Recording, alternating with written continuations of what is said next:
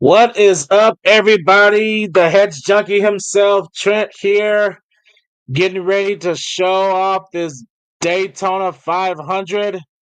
And I'm hopefully not gonna be getting in trouble with the copywriters for this. I'm gonna try to do my best not to show the race. I'm trying to get this set up right so I can show at least the grid. There's a little bit of the action on the track. They're getting on the track right now. So hopefully I will try to get this done.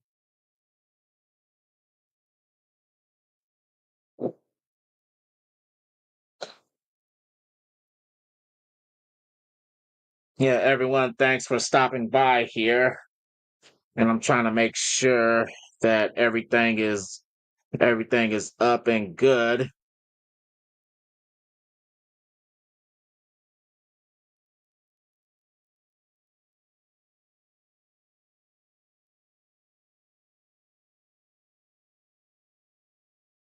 Okay, making sure this is good. Okay. Okay, move that down a little bit.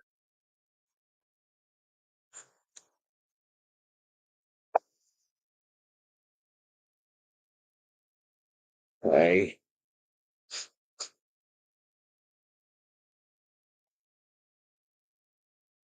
Okay, save.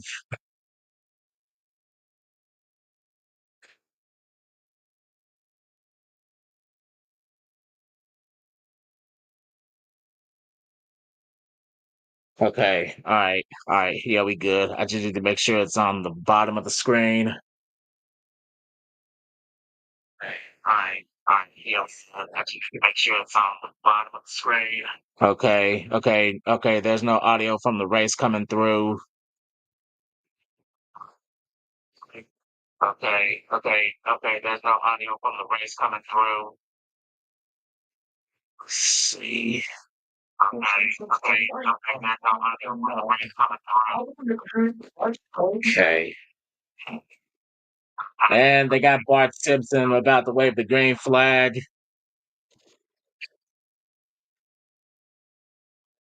Bart wave the green flag. Okay. Wave the green flag.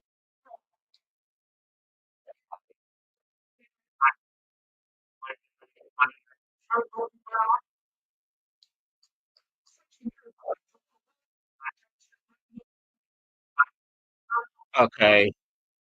And we are a go. And okay, that finally started. So now I can move the ticker accordingly, put it right here so it doesn't show none of the race, and I am good to go. So that's right. Yep. All right. Okay. Okay. Whoops. Okay. Can't have that.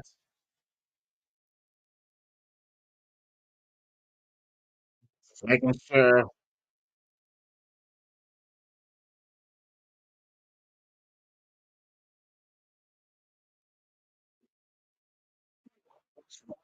All right. All right. Okay. Okay. Yeah, I'm good to go. Just making sure it's not showing up on stream.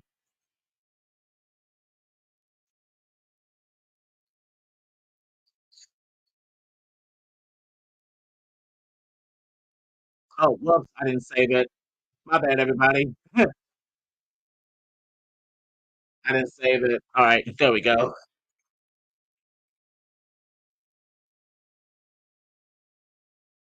All right. Good to go. And Tony was right. Doing this on a second stream, it is streaming. It is lagging a hell of a lot less.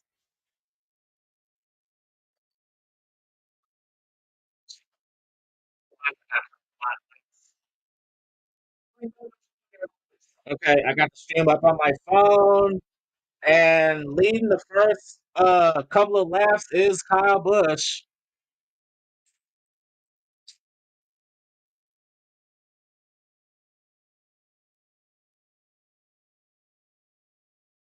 Kyle Busch won the pole in qualifying. Joey Logano and Chase Briscoe.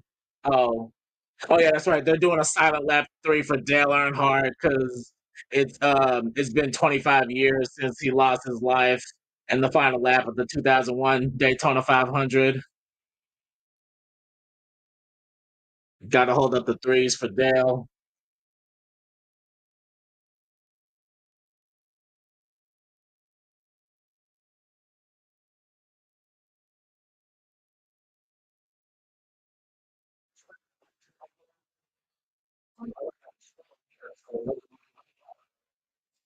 Yeah, Dale Earnhardt. He won the Daytona 500 all the way back in 1998, and unfortunately, 2001 he lost his life on the final lap when the driver he hired, Michael Waltrip, won the 500.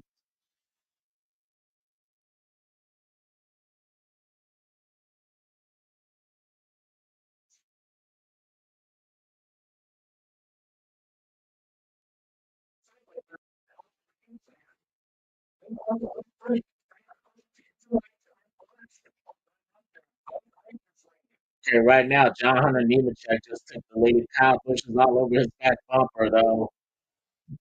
Brad Keselowski from RFK Racing, he just got himself into third place. A couple of months ago, Roush Racing, they lost a long time driver, Greg Biffle. He and his family died in a plane crash. So all of the drivers of the team he used to drive for, they're using his number style because he drove the number 16 for them for a number of years.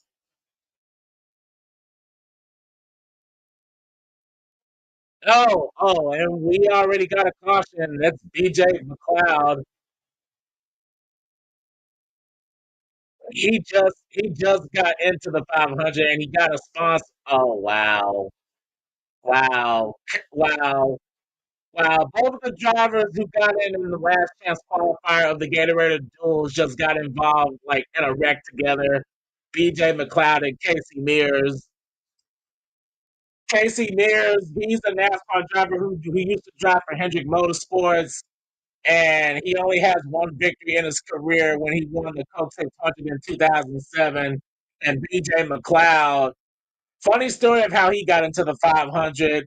He originally finished really bad, and the guy who actually won to get into the 500, he failed post race inspection, and his car was disqualified. So they gave it to BJ, and it looked like he cut a tire. It looked like he cut a tire, and he spun out right in front of the number 40, which is Justin Allgaier. Wow.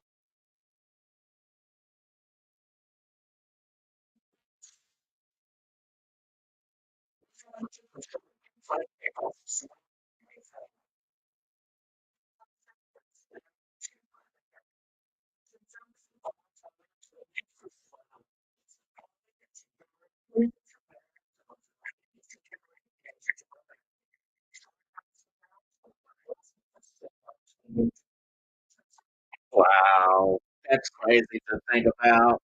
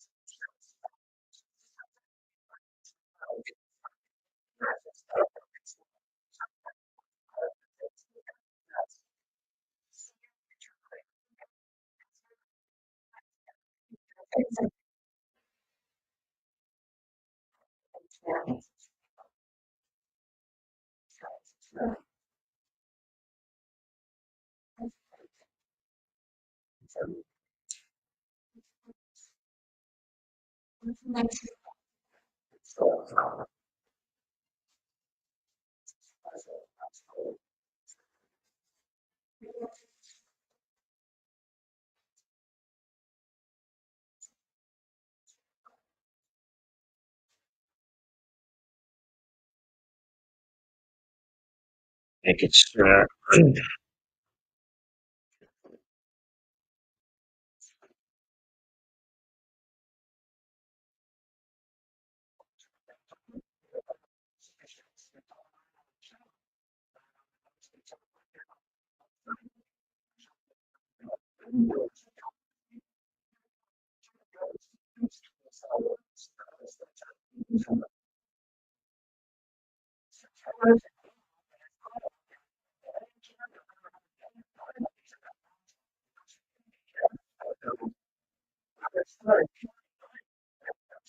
Mm,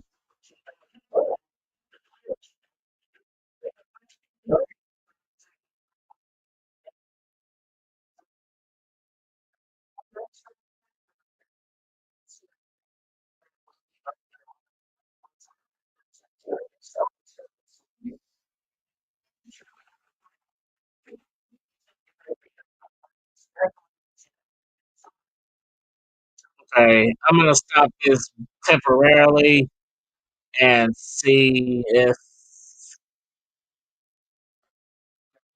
Okay,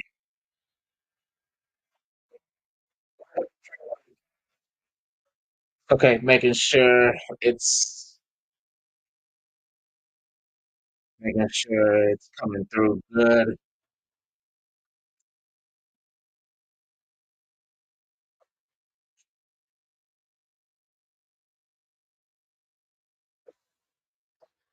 Okay, okay, I'm good. But yeah, Casey Mears got involved after he hit the back of BJ McLeod. BJ McLeod, he cut a right rear tire.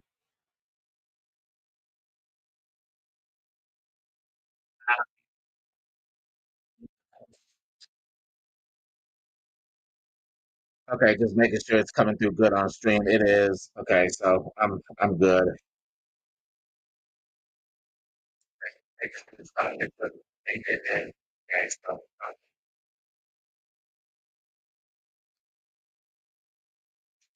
Okay. Now they're showing William Byron, driver the 24, leaving pit road right now.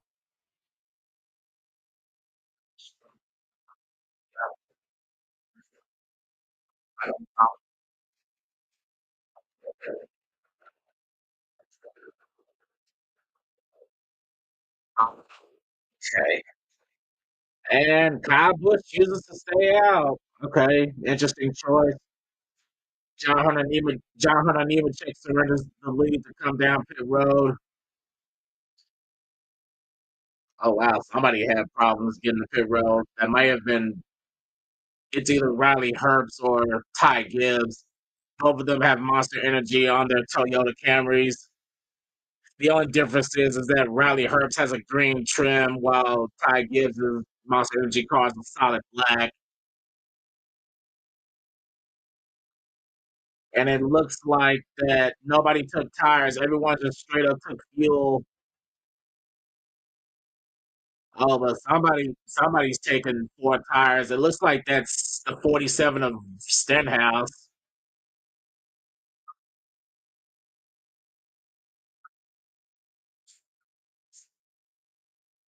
It's a purple car, so it's either Stenhouse or it's the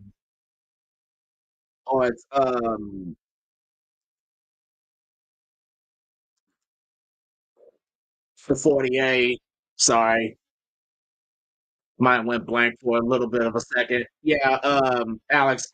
Oh no, oh no, it was the number 60 of Ryan Priest. I forgot he has the sponsorship this week on his number 60. Okay, okay, so a lot of cars came down pit road, but Ryan Priest was the only one to take tires. Yo, BLSG, what's up, man? Yeah, yeah, yeah, yeah. I'm doing the stream alone here today. Yeah, yeah, yeah, yeah, yeah. You already know I'm the only NASCAR fan in the junkies, so I'm doing this solo. Hopefully, I might have someone joining me, but it depends if they want to get in on this. I had some help from Tony to help me set this up. So big thanks from him. He made the thumbnail and he made the background picture I'm doing. You'll probably see it once the stream is over because I don't want to mess up anything.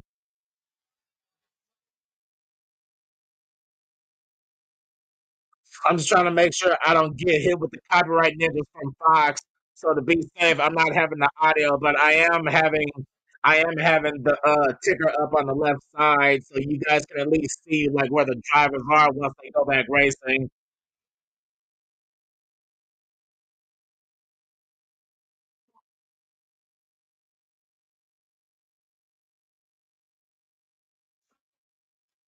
But yeah, as Jeff pointed out, the NASCAR and the Daytona 500 is my baby. So I'm trying to decide if I should keep my light on or leave it off because because I'm doing this.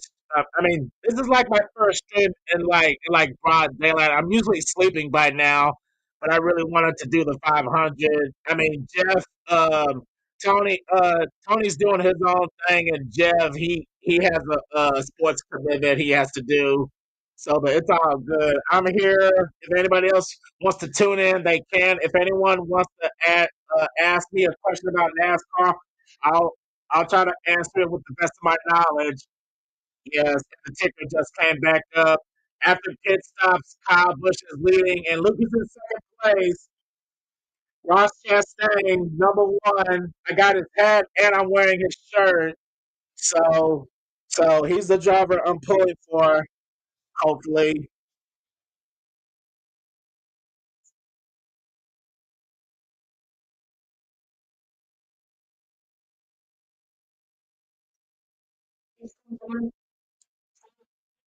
oh yeah, we already had our first caution. I mean the race barely started. Casey Mears, he got his number 66 patched up, so he's going to be at the back of the pack. As for BJ McLeod, I think he's still in. He was lucky to get a sponsor for this race because back in the Gatorade duels, his car was sponsorless. And now they're showing Shane Van Gisbergen in the 97. He won 5 races last year, and he still hasn't won on an oval yet. So, but this is his chance. Daytona is one of those tracks where if you're at the right place at the right time, you can benefit. Oh, what's up? What's up, Braden? Yeah, yeah. They started the race an hour earlier because there was supposed to be some storms in the forecast tonight, so they're trying to hurry up and get the racing done before the rains show up. Because for the last 4 years in a row, they've had to either they've had to either start the race super late at night or or they had to reschedule it for Monday. And if you look back on past streams where me, Tony, and Jeff streamed the Daytona 500, those streams went on for like 6, 7, 8 hours. So hopefully I won't be here that long.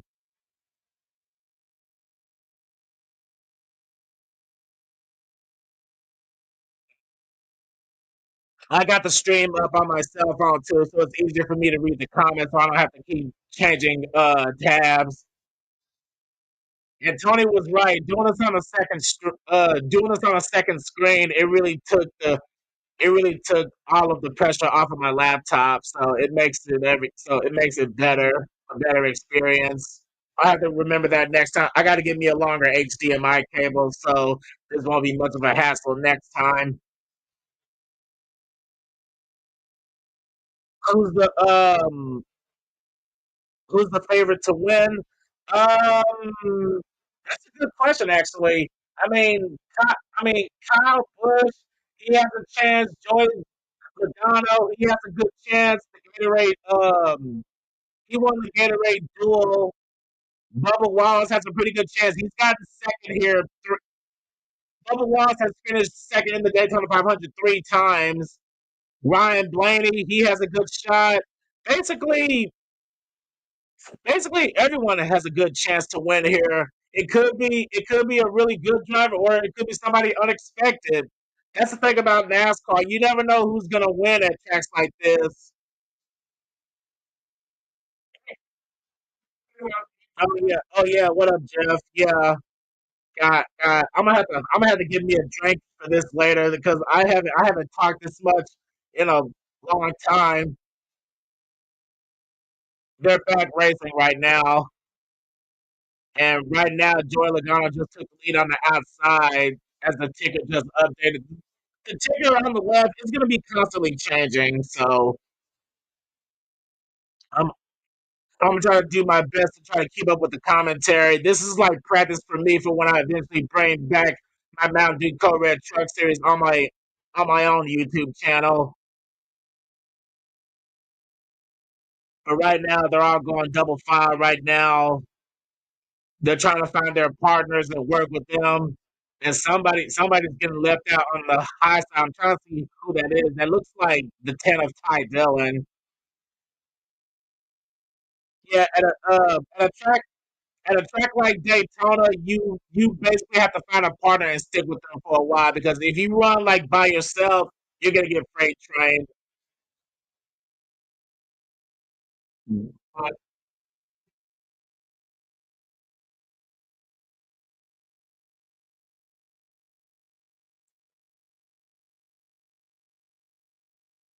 Trent, you're officially not honorary. You're official. Thank you, Jeff. That means a lot. That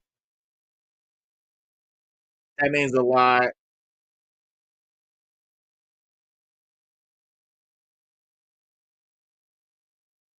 But yeah, but yeah, Tony was right. This is a lot easier to maintain with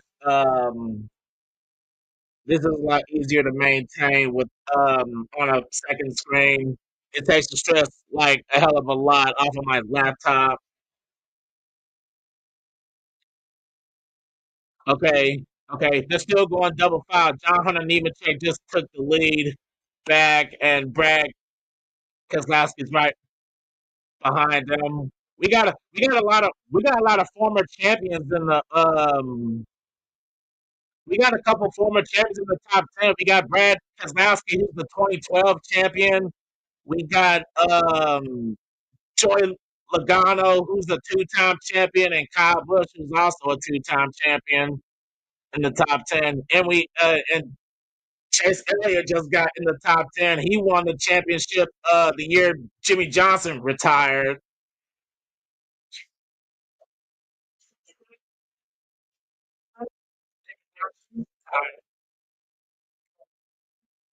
And we got the number 16. That number 16 font that originally belonged to Greg Biffle when he drove a Ford for Roush thing. As I said earlier, unfortunately, his family died in a plane crash near the end of 2025. So everybody in RFK racing, they're using his number font on all their cars for this race. And the guy who's running the number 16 right now is AJ Allmendinger.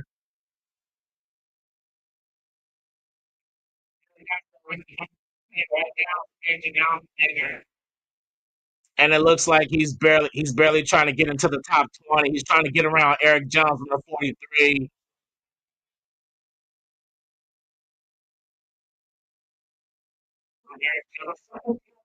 Still can't believe that they still can't believe that they showed Bart Simpson waving the green flag. And now they're showing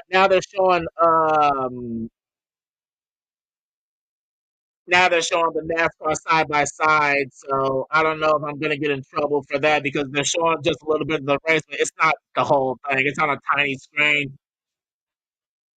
I have no control over what they do for commercials, but hopefully it won't be that big of a deal.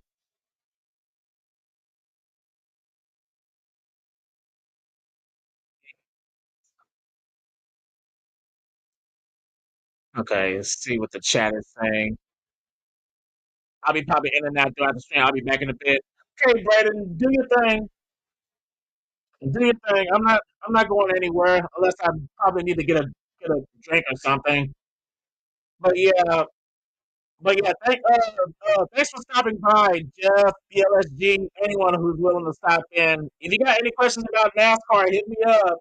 I'm gonna be here for a few hours, so I like to pass the time.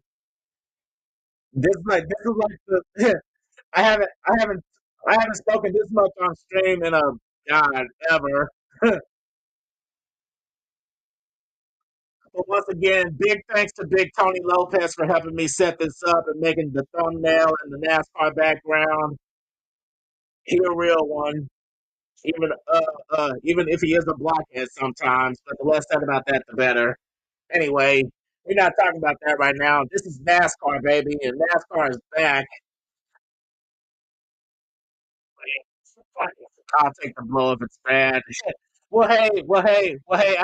I gotta learn somehow. Like I said, this is my first like big boy stream on my own that didn't have like a gaming thing. I just hope we don't.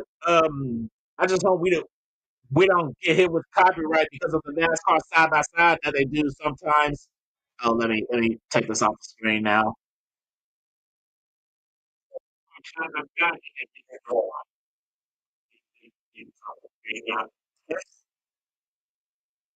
Okay, they're still going side by side right now. Nothing's really changed in the last couple of laps.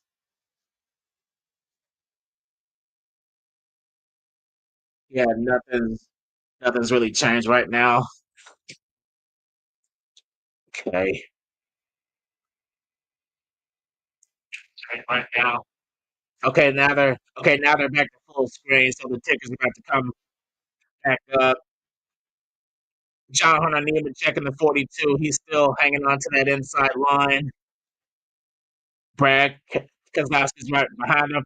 Actually, a few of my NASCAR buzz, they go to Florida every year to go to this race. If I wasn't sick, I'd probably go with them too. They're probably in the front stands watching. One of my guy's favorite drivers, Brad Keselowski, he wants him to win the 500 so bad. For a number of years, Brad Keselowski, he drove the 2 car, and we always rag on him about this story. The first year he went over to the 6 car. The rookie driver who took his old ride in the number 2, he won that year. He won the first year. He stepped up in the 2, and Brad, he's been trying to win that race in that number for years, but now he's gonna try to do it in the 6. One of the greatest NASCAR drivers of all time, Mark Martin. He drove the number 6 for most of his career. Still to this day, Mark Martin will be he is the greatest NASCAR driver ever to never win the 500 or win a championship. He finished second place. I believe he finished second place in the championship 4 times. He lost. He lost. He lost a championship to Jimmy Johnson. He lost a championship to Dale Earnhardt, rest his soul, and he lost a championship to Jeff Gordon twice.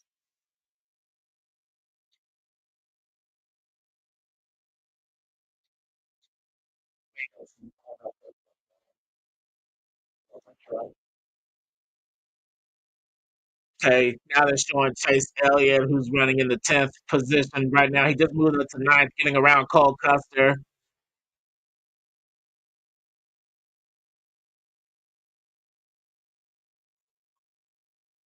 Okay, we're almost approaching the halfway mark of the first stage. It's still all about John Hunter Nemechek and Joey Logano. Luckily, they haven't started doing the train racing yet.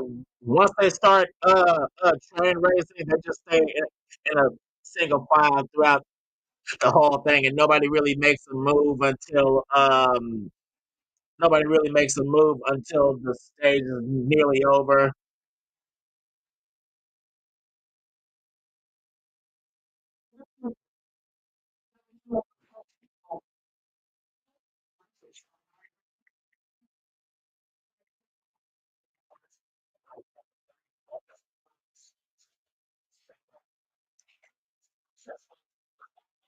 And now they're getting in on Brad K running the Castrol colors on his number 6 right now. He's looking all over the back bumper of John Hunter Nemechek. Kyle Busch, the pole sitter, he's on the outside right behind Joey Logano in the Pennzoil 22. On the inside of him is Josh Berry and the Wood Brothers, number 21. Wood Brothers Racing, they're like one of the original stables of NASCAR. They've been around since the 60s and the 70s.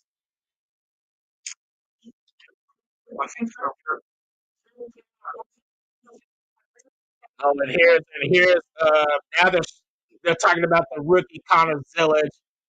Connor Zillage, he won 10 races last year.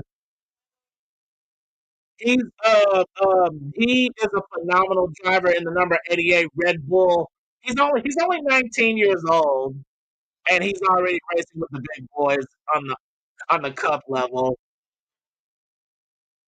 What a big deal that is! I mean it's insane.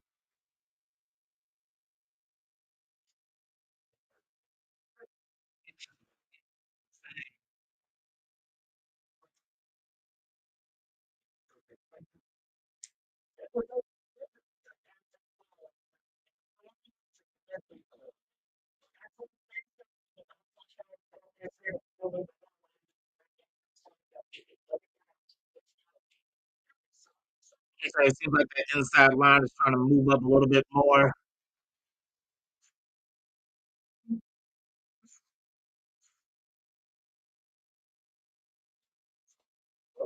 And the outside line starting to fall back a little bit. It's basically being controlled by a Toyota, and he's got 2 Ford Mustangs behind him, and on the inside is Ty Dillon out of Colleague Racing.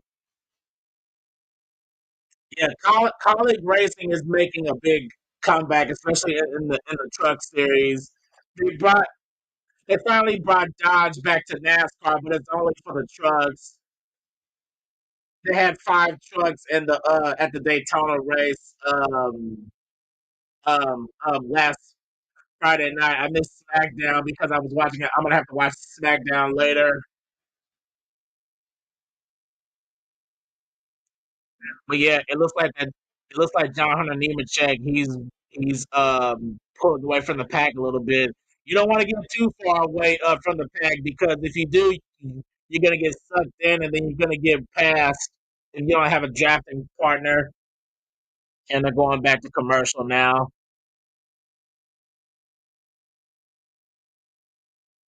Okay, they're going back to NASCAR side by side. Okay. But yeah, everyone watching right now, thanks for stopping by. Like I said, this is my first ever big boy stream, and I know I tend to repeat stuff, but it's just a habit. But hey, it keeps me talking and it keeps me focused.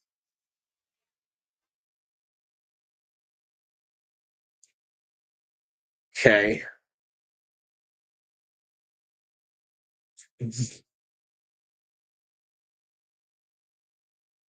Okay, now they're showing the Coca-Cola commercial uh talking about the FIFA World Cup.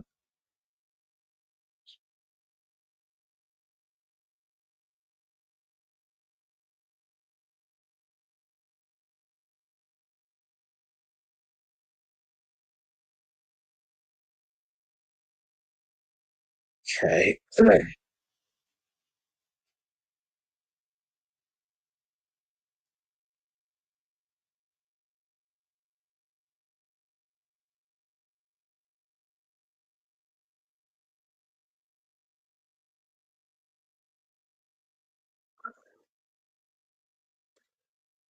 Okay, now they're showing the hood camera.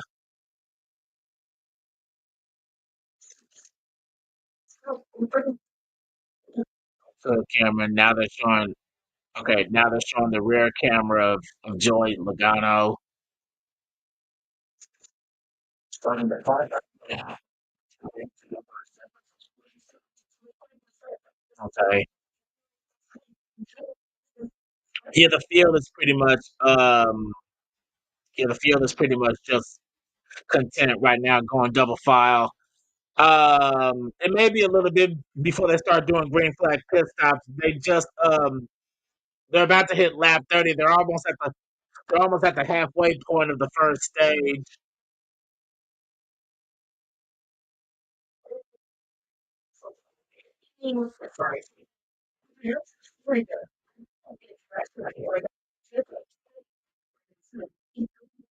Okay, Joey Logano is trying to make a move on the outside, and he's a little bit ahead of Kyle Busch right now. Oh, it looks like that the mid pack is trying to go 3 wide, but you better get back in line because if nobody goes with you, you're gonna get sucked up to the back.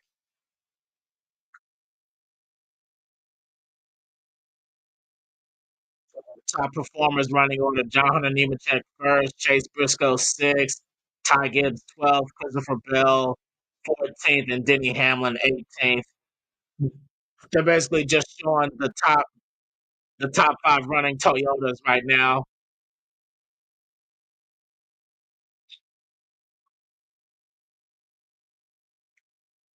Wow, wow, wow. Really high wind at Daytona right now. The wind is like 20 miles an hour and it's blowing south.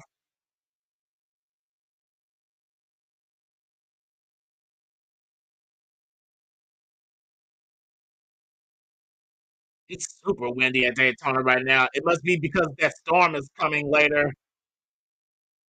Oh wow. Oh wow. And they just the field just they they just reached Casey Mears, so they just put Casey Mears a lap down. And Joey Logano just moved down to the inside right in front of John Hunter Nemechek, so he just took the lead away from him.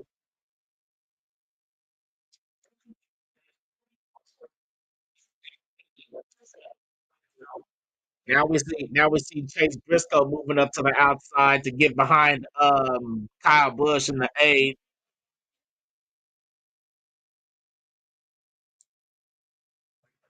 I guess this must be the time, like where the outside is going to start to pull away, but the inside is not giving up yet. And John Hunter Nemechek just took the lead back from Logano. They're still working on it. I mean, they're getting a little bit swirly, but it's still too early to really like make a move and go for broke. They changed the championship format for this year. They don't have the winning you're in anymore. Now they're trying to go back to like the classic Winston system, like where it's based on consistency, but you get extra points if you finish in the top 10 at the end of stages, and that alone can be the difference maker. And oh boy, they're starting to go three wide now. Chase Briscoe just went to the outside and created a third lane. And oh man, it's three wide for the lead. The inside is slowly backing off a little bit. And Logano just led that lap, but Chase Briscoe, he's still fighting on the outside in that number 19 car.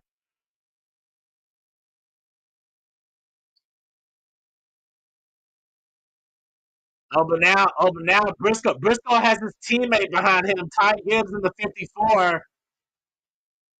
The number 54 used to be the number 18, but after Ty Gibbs lost his father, Coy Gibbs, a couple years ago, they got rid of the 18 and just rebranded it as the 54 because that was his father's number, the 18, for a long time. So they retired the number in his honor. So now his son, he drives the 54 for JGR, which is Joe Gibbs Racing. Anybody a sports fan, they should know who Joe Gibbs is. But right now, Chase Briscoe, he's broken away in the lead now, and he's a little bit by himself. He better ease off the throttle a little bit to get um, Ty Gibbs back right behind him. Joe Logano, he's stuck in the middle. He's trying to decide what lane he wants to be in, and it looks like he's staying in the middle lane, and they're still going three wide. Now here comes Chase Elliott on the outside, and man, somebody just dove down on the inside. That's Brad. Oh wow. Oh okay. He got loose and almost spun, but he saved it. But that just caused him a lot of momentum. God, Dylan's not going to be happy about that. His driver's Brad Keselowski. And oh no, Kyle Busch came down on him. Oh wow, Kyle Busch got loose and came down on the sixth car, and oh my God, wow, that just completely just screwed up the inside line. Dude, wow, that completely screwed up the inside line. Wow.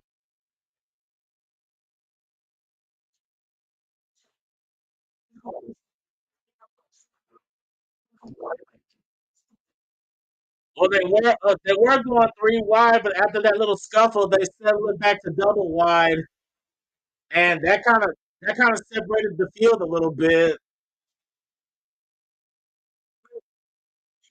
Chase Briscoe is still leading, but now he's got Joey Logano coming up behind him. But now here comes his other teammate on the inside coming up behind the 42, Christopher Bell in the 20.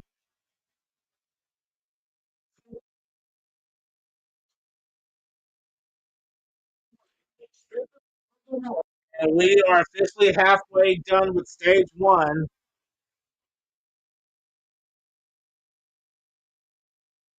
And we are going back to NASCAR side by side.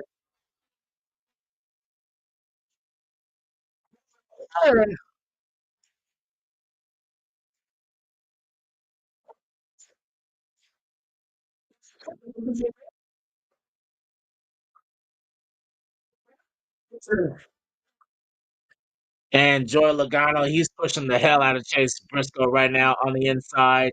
He dove down to get behind him. So now leading the outside is going to be Ty Gibbs, and it looks like they're shuffling back up to the outside to block that line.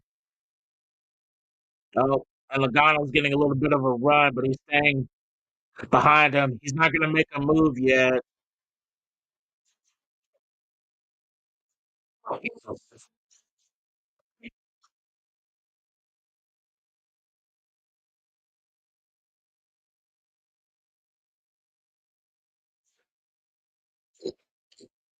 Okay, they're trying to go three wide again, a couple rows back, but um, they're still leading the pack double file. Chase Briscoe still hanging on to that lead, and now we see Denny Hamlin and Austin Dillon on the outside.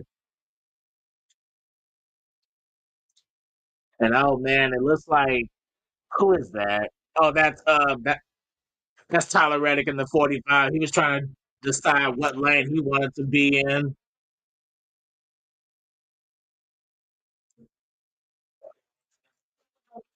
Okay, now we got a three wide situation between Denny Hamlin, Eric Jones, and Josh Berry.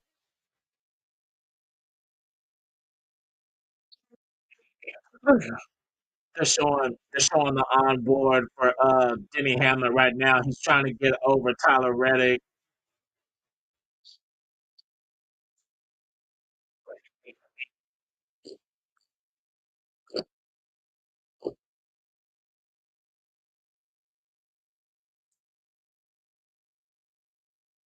Okay, there we go. It's back now.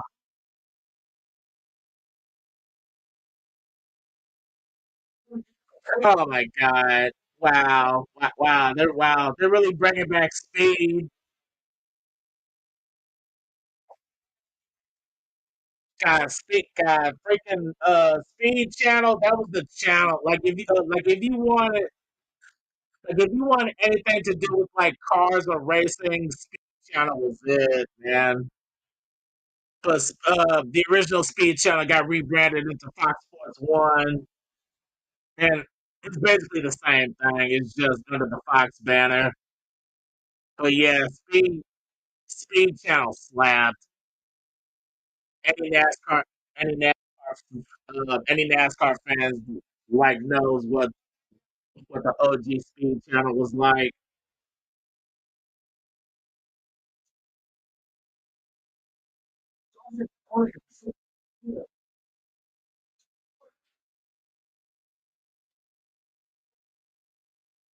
Okay, now they're showing Logano on the outside. He was on the inside, but he moved back to pick up Ty Gibbs because Ty Gibbs was charging.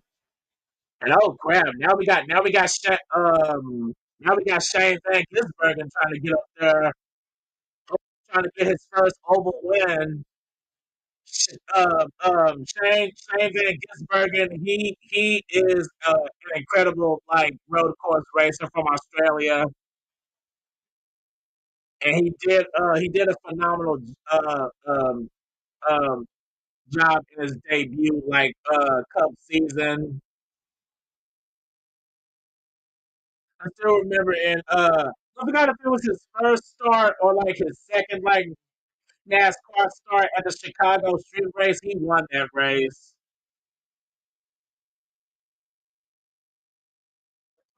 and Trackhouse gave him a contract to do um, a full time ride the next year after that, and he ended up winning 5 races. He drove the '88 last year, but they moved into the '97 this year, and the '88 they gave it to Connor Zillage because he was a really fantastic rookie in Xfinity. Like I said, I think he won 10 races last season in the Xfinity series, but they changed the name. Now it's the O'Reilly Auto Series. Yeah, every couple of years, sometimes the NASCAR changes their names of like their leagues.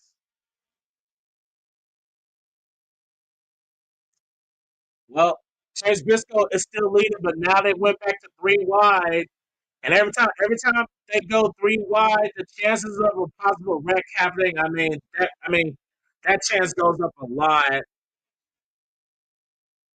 But now Chase Briscoe, he moved back to the high side to get in front of his teammate.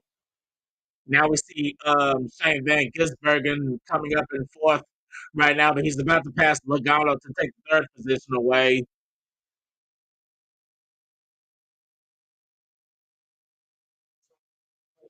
Yeah, Shane Van Gisbergen. Like when he first came into the sport, people had a hard time saying his name, so people just call him SVG to make it easier.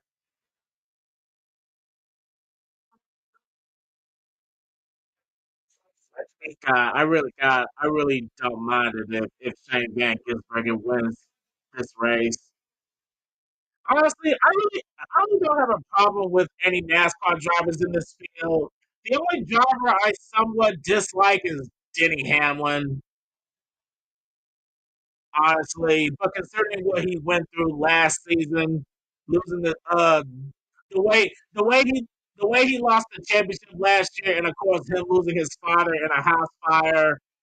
I hate him a little less. I just don't like what he does on the track sometimes. Everyone's pulling for everyone's pulling for Denny Hamlin to win the 500. He's won the I think he's won the 500 3 times. He's won it 2 or 3 times. I'm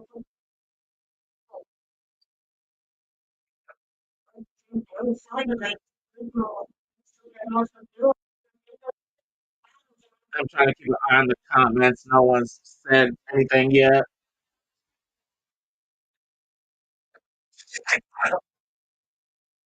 Okay, RCR running order. Austin Dillon eighth, and Kyle Busch he dropped all the way back to 19th, so he's dropping back. He may be doing that to save fuel. A lot of these guys save fuel by dropping back and just staying in the slipstream. The guys who really burn the most fuel is the one who's leading the pack because he has no one to draft off of.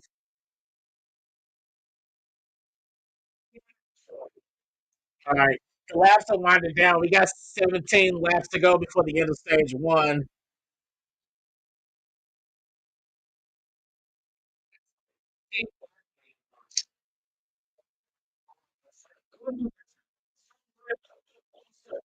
Oh God, here's someone in the top 10 they haven't really talked about. Justin Allgaier. He was involved in that first wreck with BJ McLeod and Casey Mears. Now look at him. He's up in the top 10 now.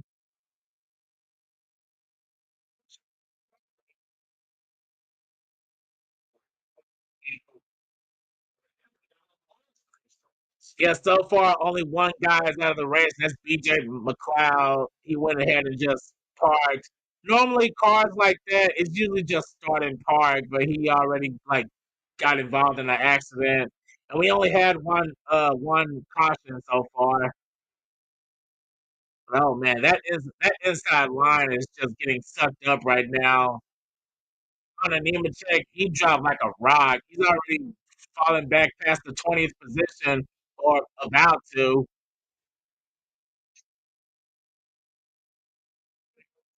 You know what? We already got green flag pit stops going on. Casey Mears is coming down. Kyle Busch, Josh Berry, few few drivers coming down. They're gonna get tires and fuel before the end of the stage.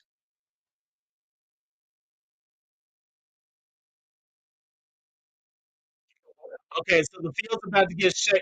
Okay, so the field's about to get shaken up a little bit. But now the question is, which what's gonna be the next group of drivers that are gonna come down to take pit stops?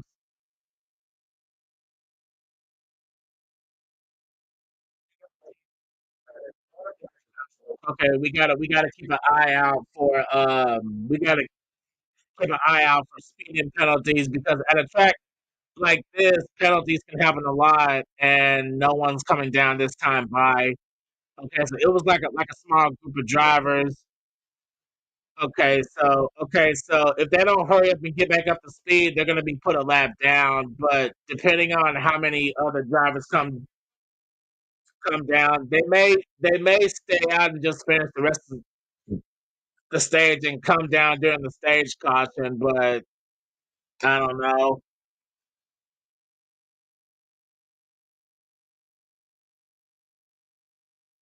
Oh. Austin Dillon got a little bit swirly. He almost hit the wall. And no one's coming down again. Okay. They settled it up to single file for a little bit. Chase Elliott Chase Elliott just found himself in second place.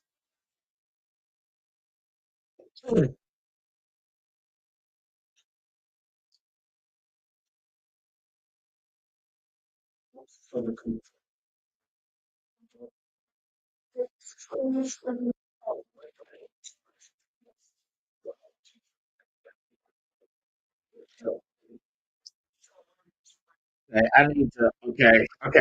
While they're on commercial, I need to share this actually.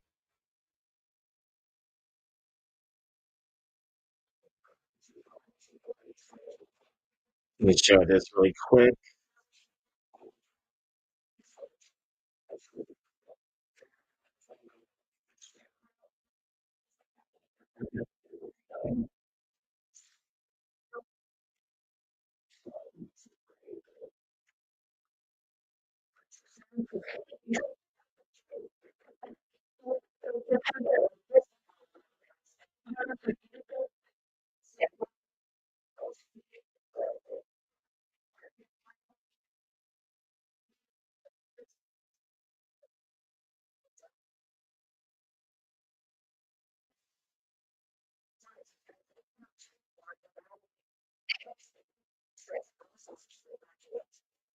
Okay.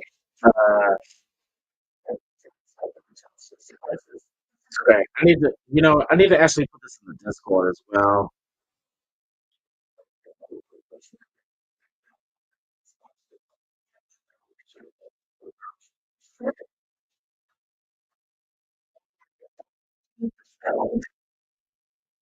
Yeah, let me go ahead and put this in the Discord.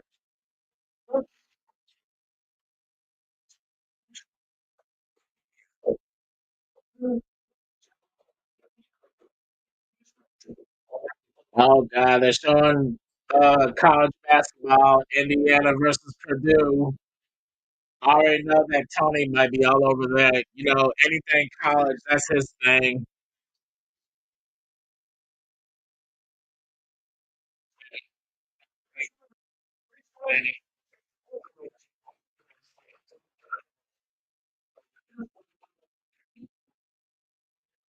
Riley Herbst. Wow, the biggest movement since the restart on lap 12. Riley Herbst, 28 spots. William Byron, 27 spots. Justin Allgaier, 26 spots. Austin Dillon, 24 spots. And Alex Bowman, 16 spots.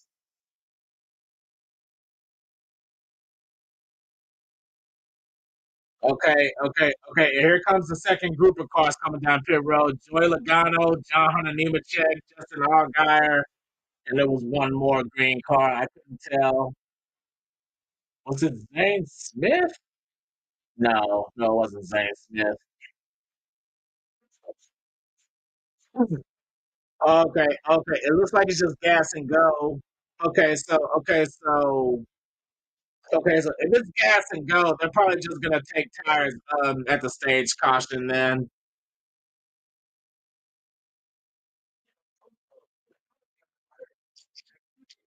Oh, William Byron's in the wall. I think he has tire issues. Either that he might have a broken rod. I don't know if he got tapped too hard by Bowman or if he has a broken part on his car. But he almost got into the wall. He better be careful that he doesn't cut a tire like the 78 did.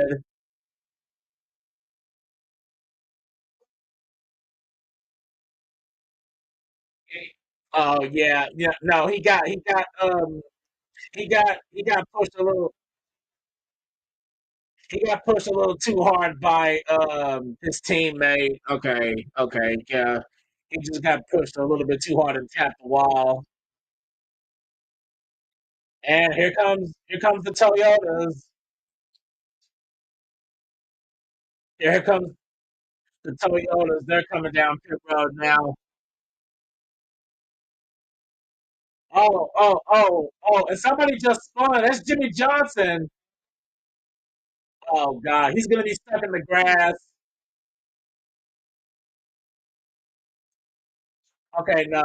He's gone. He didn't get stuck. Okay, so yeah, they're gonna keep it green.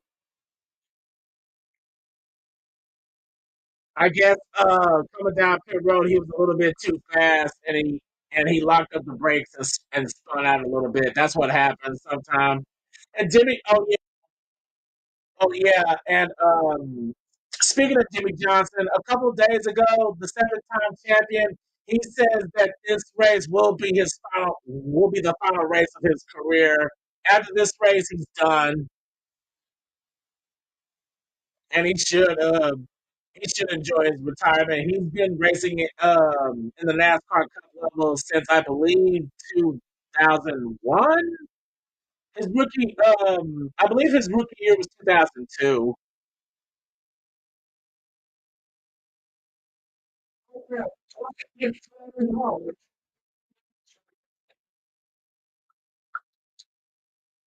Okay. There's about to be 5 laps to go in the stage, and Zane Smith, he's um, he's running with the lead right now for Motorsports. And front row motorsports, they won the truck race last Friday night with Chandler Smith. Oh my God.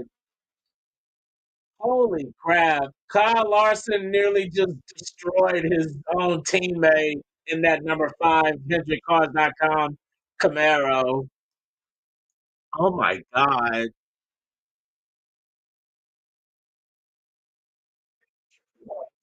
Holy cow. But yeah, since the stage is almost over, they're getting a hell of a lot more ballsy.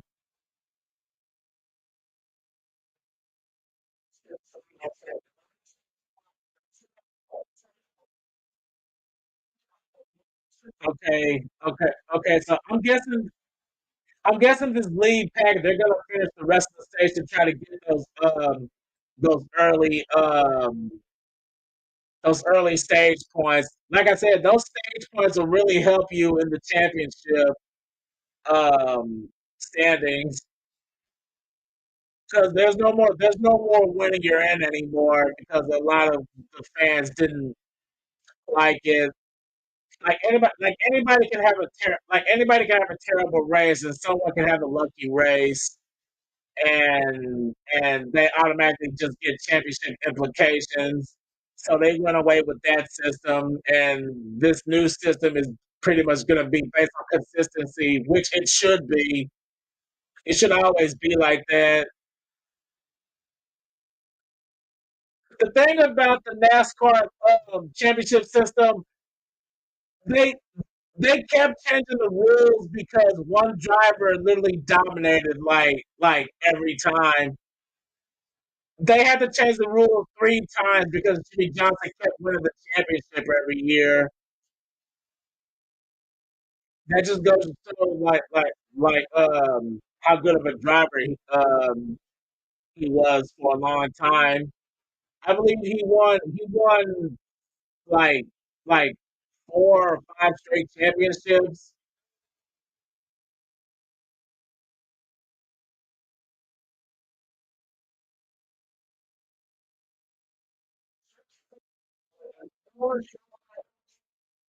There are 6 Fords between first and sixth, and 4 Chevrolets between seventh and 10th, and 2 Toyotas running out the top 12.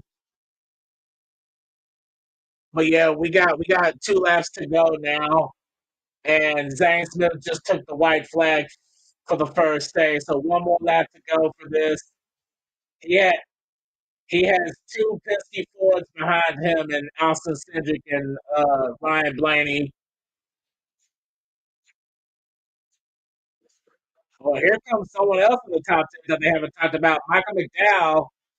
Michael McDowell, he won the Daytona 500 back in 2020, back in 2023.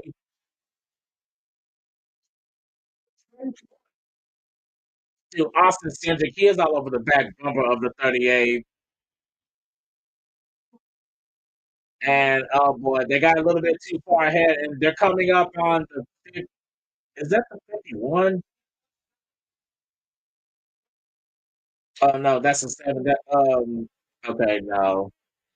And Zane Smith wins the first stage from Front Row Motorsports. He took a gamble and he gets his first stage win. That's 10 points. 10 points. That's a lot.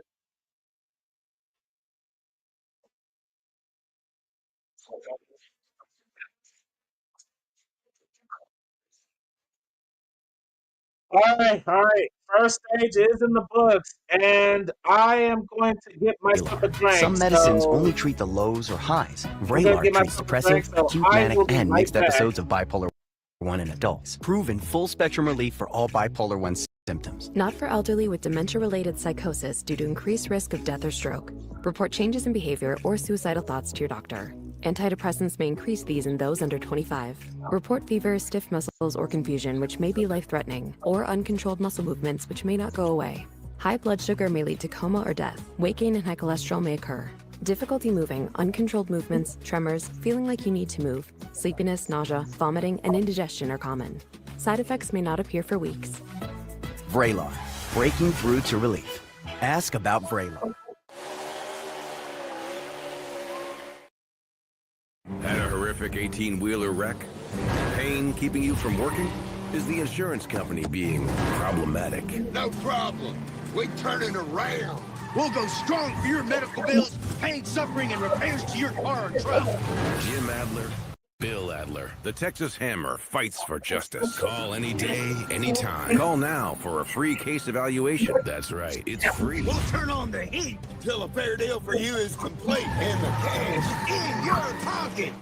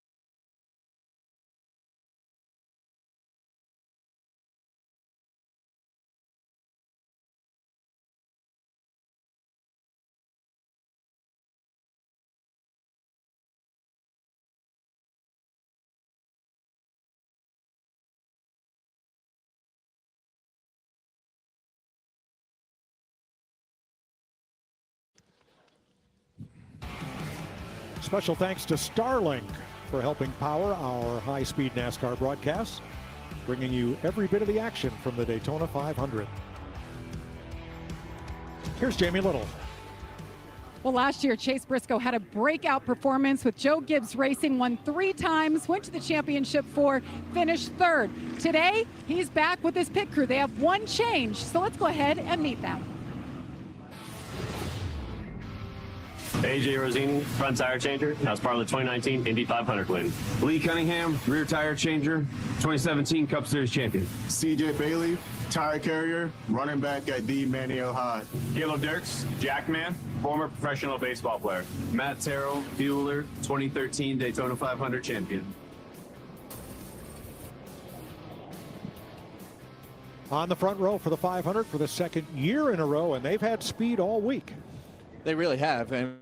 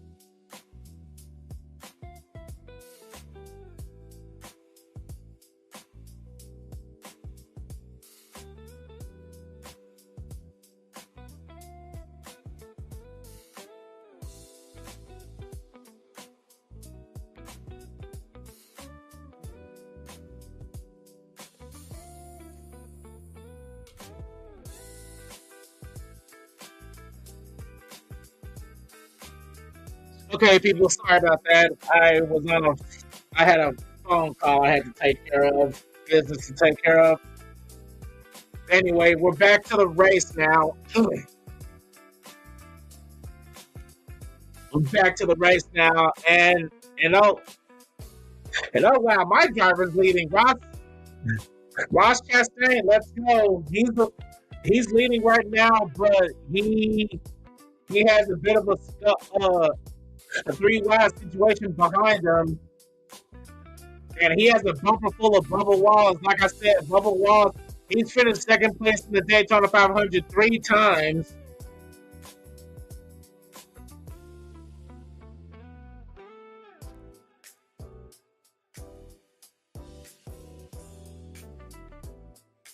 Chastain up in the front. Down underneath him is Justin Allgaier. Obviously, that's a Junior Motorsports car. Dale and Kelly Earnhardt's car on the racetrack right there. Running their one race. Well, what could be the only one race that they run this year with the 40 car. But both of those cars, the 40 car chose to really be cautious in our qualifying races. Now you see that car up in the front of the pack. But Ross Chastain, he hasn't been anywhere to be found this week. So right now, leading the pack. First laps. I'm gonna have to mute it. I'm gonna have to mute it every time it goes to commercial. Junior Motorsports. Clint, Ross Chastain looked like he was swatting bees behind the wheel there. Yes, he was. I picked up on that too. Workload is high. That tells me that car was pretty loose. Slide on the speed, particularly off of 4, and then even through the tri-oval. Bet it is right now too. Big shot from Bubba Wallace from behind. Regan? Well, Mike, how about that 40 of Justin Allgaier up leading the pack right now? The team told me earlier today this was part of their strategy. Crew Chief Greg and I said last year we didn't feel like we were aggressive enough early in the race to really learn the car the way that we wanted to. This was what they wanted to do this year. It's worked out for them to get themselves up there and understand a little bit more about it. Keep them up. Yeah, because it's making it sound bad. All right, there we go. Okay, yeah, sorry about that. Oh, boy. Oh my God. Oh my God. Look at this top 3. Justin Allgaier, Connor Zillis, Ty Dillon, and now we got Cody Ware coming up. Oh my God. These are like a start. Briscoe, and there goes Gibbs and Connor Zillis. Oh my God. Austin Dillon's involved. He's got front end damage to that number 3. Oh my gosh. Wow. Looks like I came back just in time, but they were focused on the 3. Oh my God, Ty Dillon. I mean, he came his gang. Connor Zillich, he's stuck in the grass, but I don't think he got damage to his 88. He just lost it.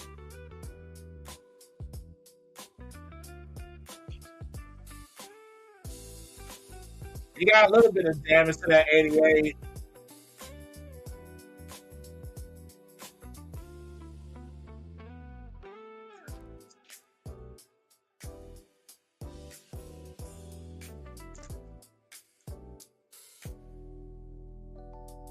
Oh my gosh.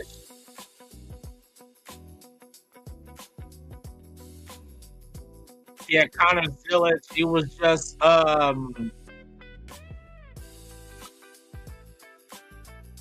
Connor Zillich, he just got stuck in the middle, beating and banging.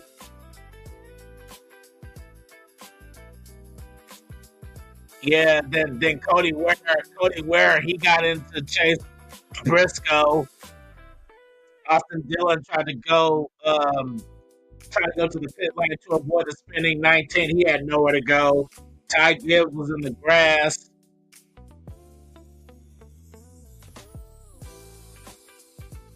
Yeah, that was just too much, too fast, happening all at once.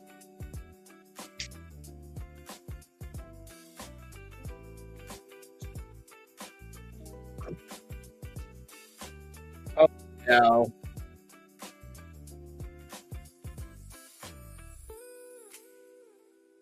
Cody Ware in the 51, he got into Chase Briscoe.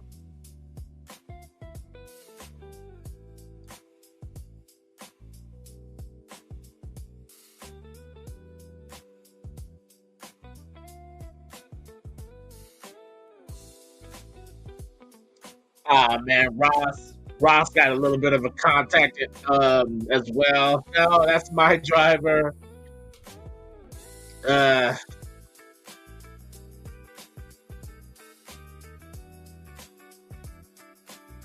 Well, we had our first like major accident. Oh yeah. Welcome back, Brayden.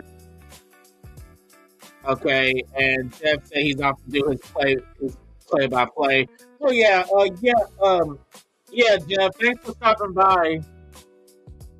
And Brandon, I know you're still here. We just had our first big accident of the race.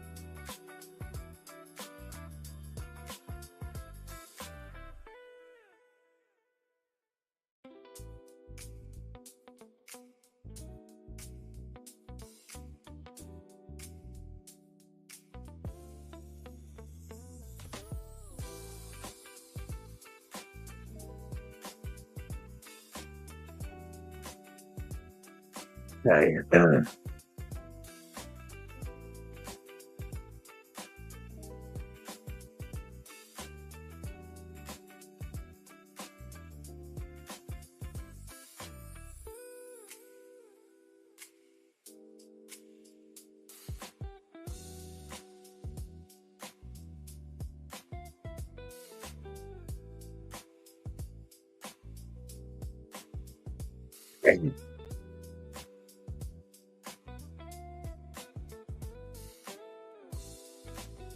Cars involved in wreck: Ross Chastain, Austin Dillon, Chase Briscoe, Ty Gilliland, Justin Allgaier, Cody Ware, Ty Gibbs, Corey Heim, and Connor Zillage.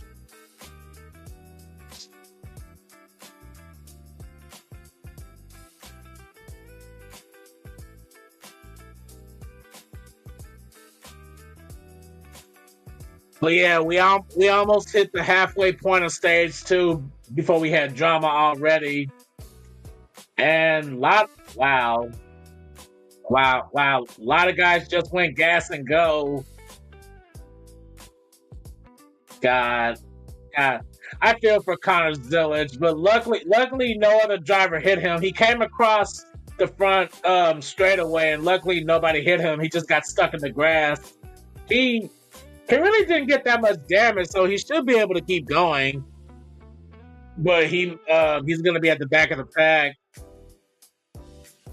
He just got barely sideswiped.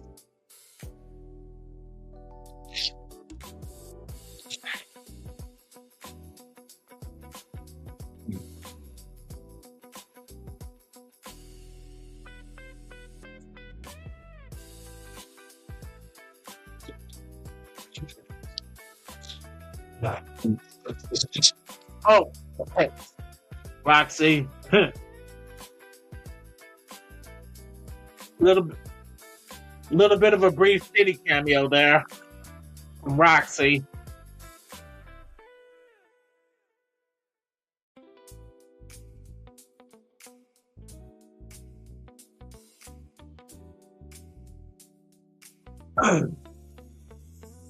Okay, all right, they're back to showing NASCAR side by side.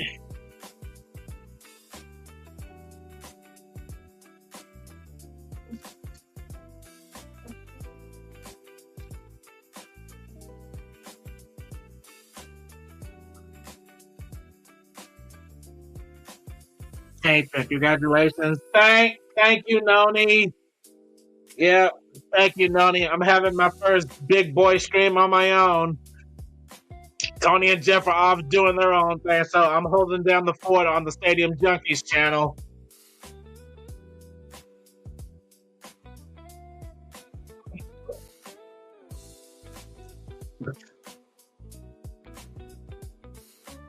Okay.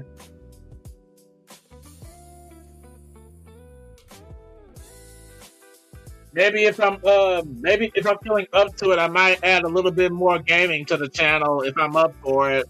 But this day is all about NASCAR. I talked about doing this for the last few weeks, and I'm here doing it, and I'm holding it down the best way I can.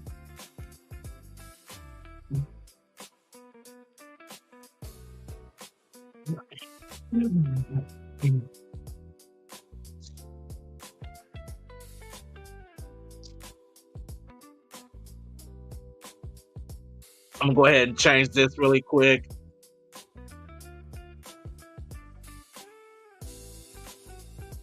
You want to say hi to the people, Roxy? You want to say hi to the audience? You want to say hi to the audience, Roxy? You're on camera. All right, bye. She didn't want to be on for that long.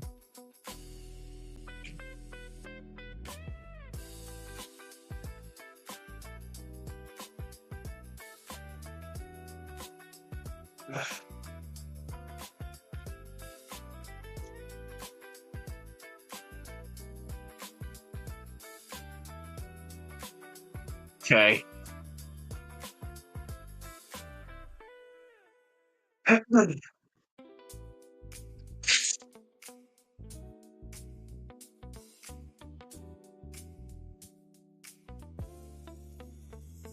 Okay, let me set this up really quick. Busch Light is giving away $500 every lap that ends with one and $20,000 in total money.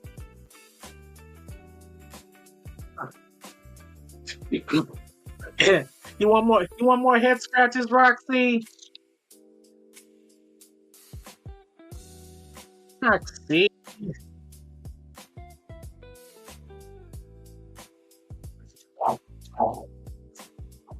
Kitty cameo some more.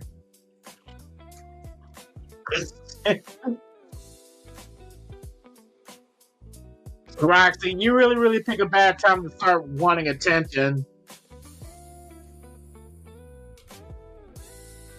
But hey, we're all animal lovers here on the Stadium Junkies channel.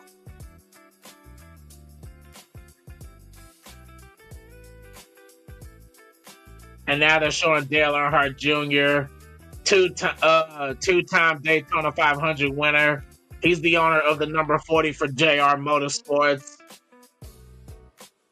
Oh my God! Imagine if Justin Allgaier wins the 500 for Dale Earnhardt Jr. God, that'll really be something.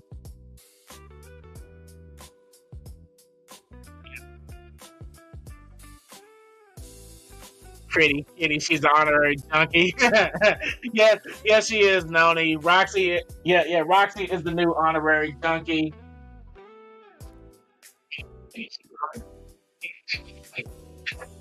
Wave to everyone, Roxy. Wave to everybody. She hates being lifted, but hey, you're getting your spotlight, Roxy. You want head pats? All right, I'll put you down because you're growling at me now. And we are back. We are back to the green flag here at Daytona.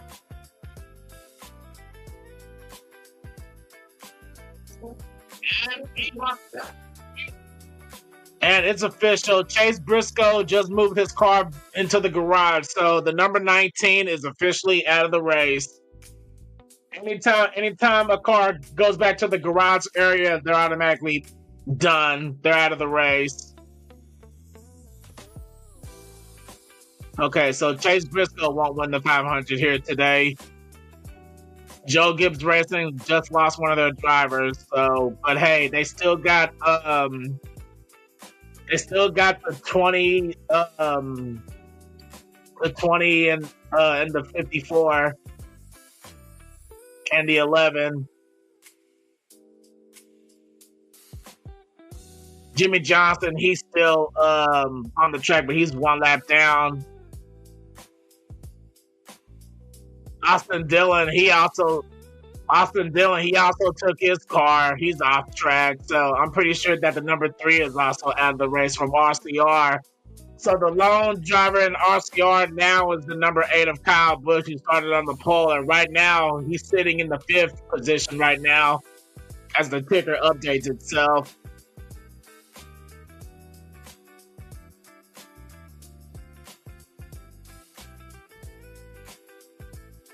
And right now we have 3-time Daytona 500 winner Denny Hamlin coming up in 2nd right now. He's right behind Ross Chastain. Now, these two drivers, they really don't like each other that much. A couple years back, they had an intense rivalry. So I don't know if that's going to flare back up. Now we see Austin Cindric taking away 2nd place on the inside. And Ross Chastain in the number 1 machine, he's in the lead. He's about to get a push from Denny Hamlin. Now Austin Cindric's coming up on the inside, and he's taking the lead away. They're trying to go 3 wide behind them, and here comes Zane Smith, who won the first stage. He's coming up on the 3rd lane, and he's getting help from Brad Keselowski. And Denny Hamlin pushes Ross Chastain back to the lead. They're showing the overhead camera. Now they're showing 3 wide racing like further back behind them. They need to hold their lines. Cindric is coming up on the inside. He's getting pushed by Chris Buescher in the 17 from RFK Racing.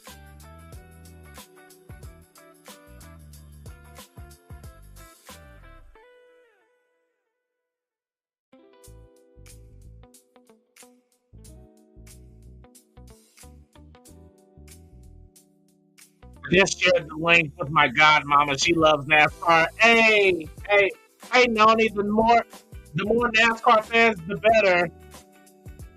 The more NASCAR fans, the better. Hey, yeah. Yeah, bring in all kinds of fans here. As you just see Austin Cindric diving down to the inside to take the lead away from Ross Chastain. And here comes Denny Hamlin coming through the middle. He almost got into Zane Smith on the outside. 3 wide rows back, and Cindric, he's hanging on to that lead, and Chris Buescher is right behind him. And here comes Ryan Blaney on the inside in the 12. He's coming up behind Chris Buescher in the 17. He's another favorite to win this race.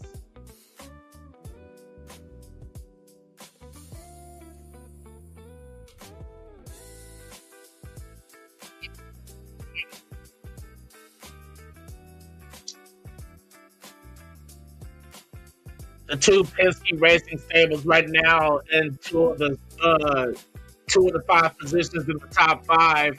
What happened to Logano? Logano, I think he's at the back of the pack. Okay, yeah. Yeah, he's at the back of the pack on the inside. He's running in 24th right now.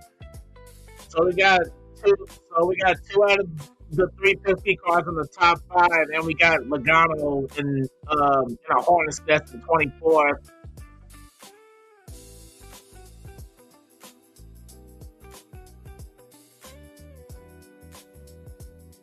You got an ice cream truck going outside right now. I don't know if you can hear it, but it's just singing its tune. But right now we see Austin Cindric running down the middle. He's got Buescher still right behind him. And oh man, it's a real Hornets nest mid-pack as they're going 3 wide, like 9 to 10 rows deep.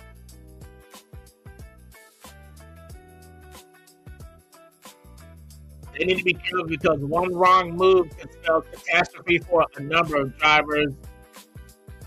And oh boy, coming up on the inside, who was that? That is that's SVG Shane Van Gisbergen still trying to that's Ross Chastain's teammate. He's coming up on the inside, still trying to get his first oval win. He has 5 career wins, and they've all been on road courses. But now we see Ross locked in the middle in the high lane, and now he's side by side with his teammate Ross Chastain from Trackhouse Racing here. Come on, SVG, lead a lap. And no, Ross still ended up leading that lap. But this is his best chance to lead. Uh-oh. Ross got a little bit loose, but he held on to it. He almost got a bad bump from Chris Buescher.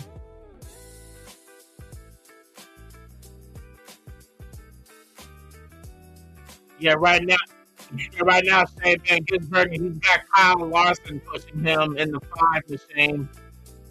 Larson needs to push SVG up so he can lead a lap, because if you lead a lap, that's an extra bonus point, and any point will help you in the championship standings here. But Ross, he's still running away with that lead, but he doesn't want to get too far ahead. What about Chris Buescher? Chris Buescher started this race in the final row in 41st place.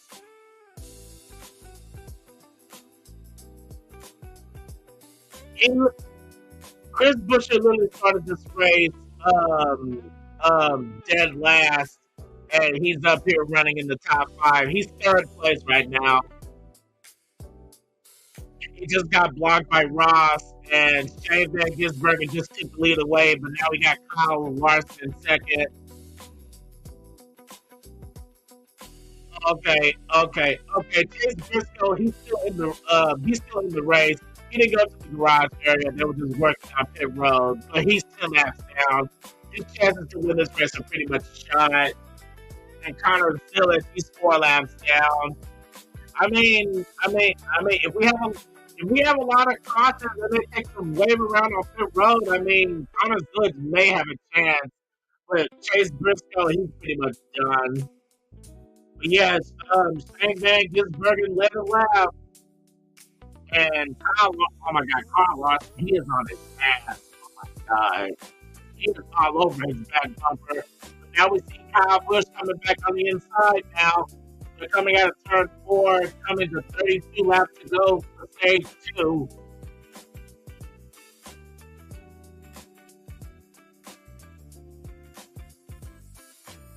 Oh, what up, my tribal chief? My tribal chief, and yes, I know the joke. It's another left turn, but hey, I love watching these left turns here. Shane Van Gisbergen, he just got passed for Kyle Larson, but now he's getting pushed by Kyle Busch. It's the Kyle and Kyle show on the inside right now. We got the Kyle and Kyle show on the inside, and we have Trackhouse Racing teammates on the outside trying to work together.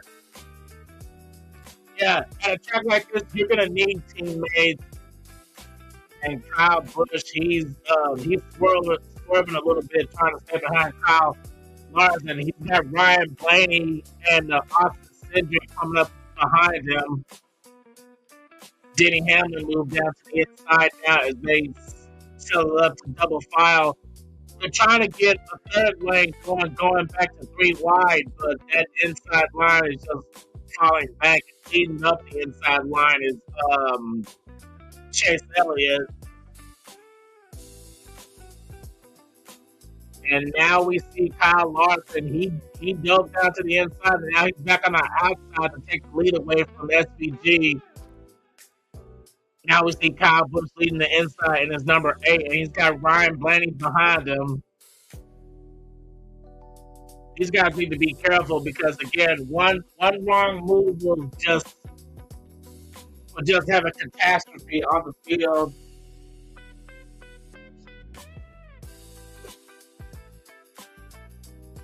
Okay, and they went back to NASCAR side by side. So.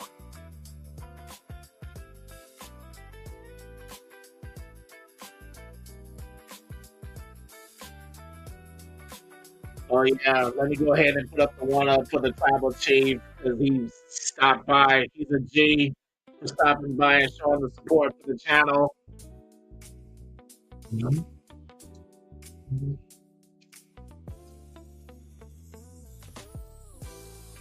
Okay, now they're showing a Busch Light commercial, so they're showing the hood camera for Ross Chastain.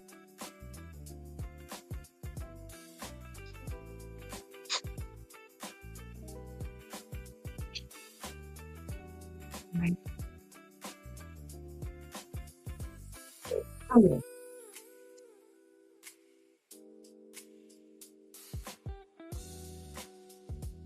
see here.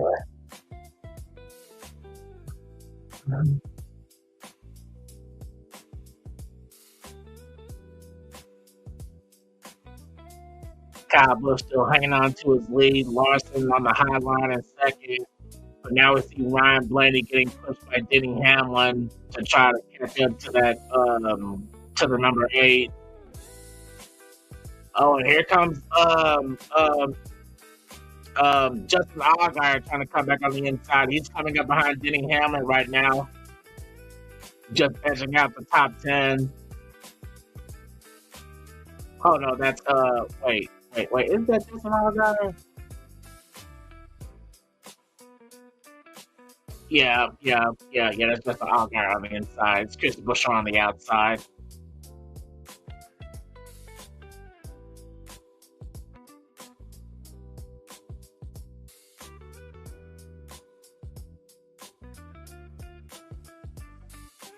Holy crap, they're running hella close right now. He's all over the back. Chris Buescher is all over the back bumper of Hamlin right now.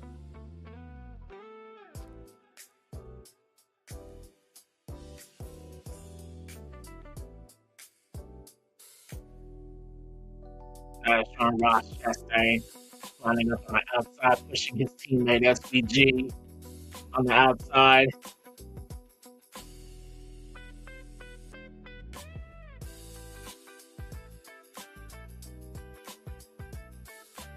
And oh boy, they're advertising the United Football League returns March 27th.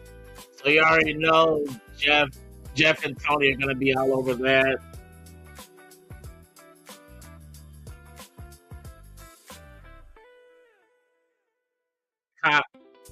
Kyle Busch, the pole sitter, he's back up commanding this entire field, but he's got Ryan Blaney all over the back of him, while Kyle Larson, he's leading the outside, the Kyle and Kyle show here for the Daytona 500. Kyle Larson on the outside, Kyle Busch on the inside.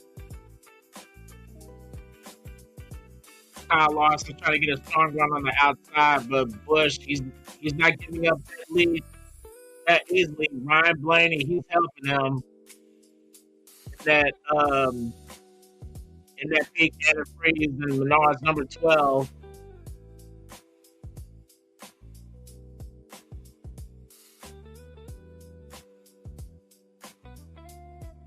Okay, Kyle Busch running a little bit ahead of the pack right now.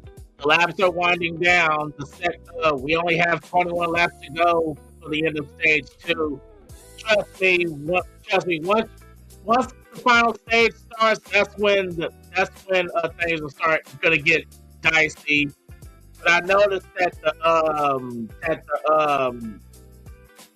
it's not as sunny anymore. It's really like overcast right now, and that may be well, it's a good and a bad thing, because if there's no sun on the track, that means that the track is going to get a little bit cooler, and that's going to increase the track's grip on the tires, so we'll get like less tire problems. The hotter the track is, the more loose that cars can get, and they have to make adjustments to the aerodynamics of the car, because these are some heavy cars. These cars weigh like, I want to say they weigh like they weigh like 2,000 pounds.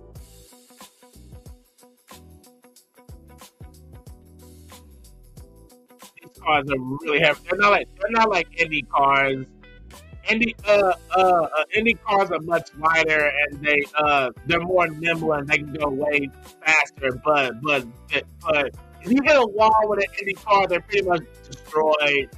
These cars, like these cars, they can take a beating, and that's just goes like with the safety of like these cars and the Hans device. After the death of Dale Earnhardt, the Hans device was mandatory, and it's saved a lot of lives. The amount of crashes we've seen over the years, and the drivers can just walk out and get out like it was nothing. Like that year, Austin Dillon went into the catch fence. That car was completely destroyed. It went into the catch fence, and it literally just obliterated the car, and he literally walked out like it was nothing.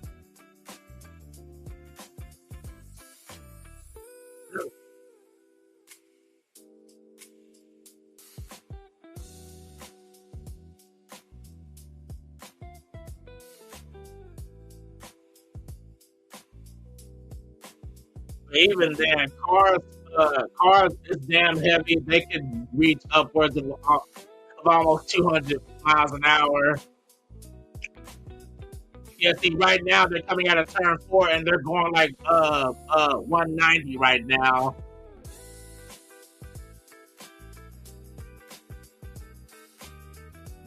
If these cars didn't have restrictor plates, they would definitely clear like probably 210, 215 easy if they didn't have restrictor plates. A lot of people don't like restrictor plates, but hey, they do that for safety. They don't want the cars going too fast. They want them fast, they don't want them too fast. And another thing about NASCAR safety regarding the safer barrier, the wall around the track, it's made to absorb like hard impacts.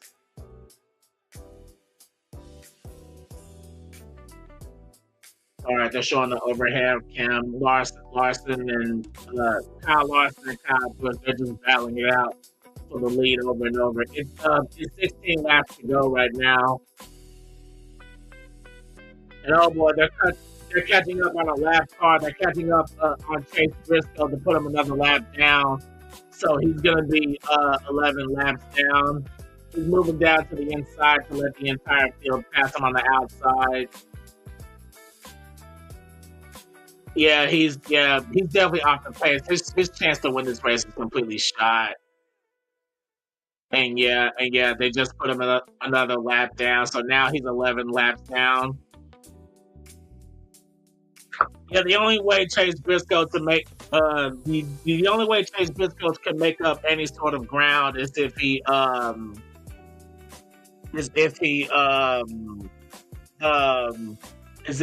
cars just completely wreck out of the race.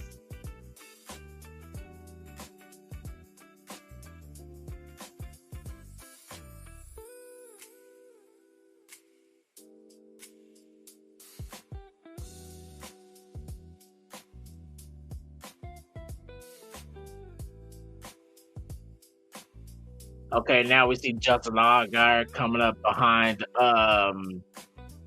Ryan Blaney and SVG.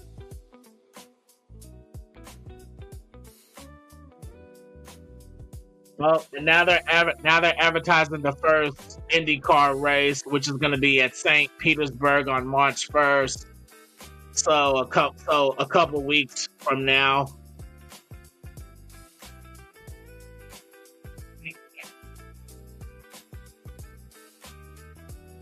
The fastest racing on Earth, the Grand Prix at St. Petersburg.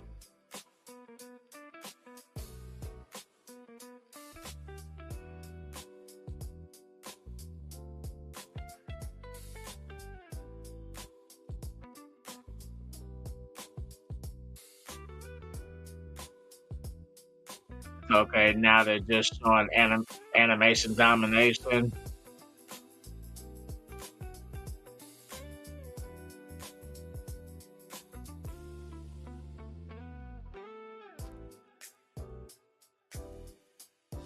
Oh, God.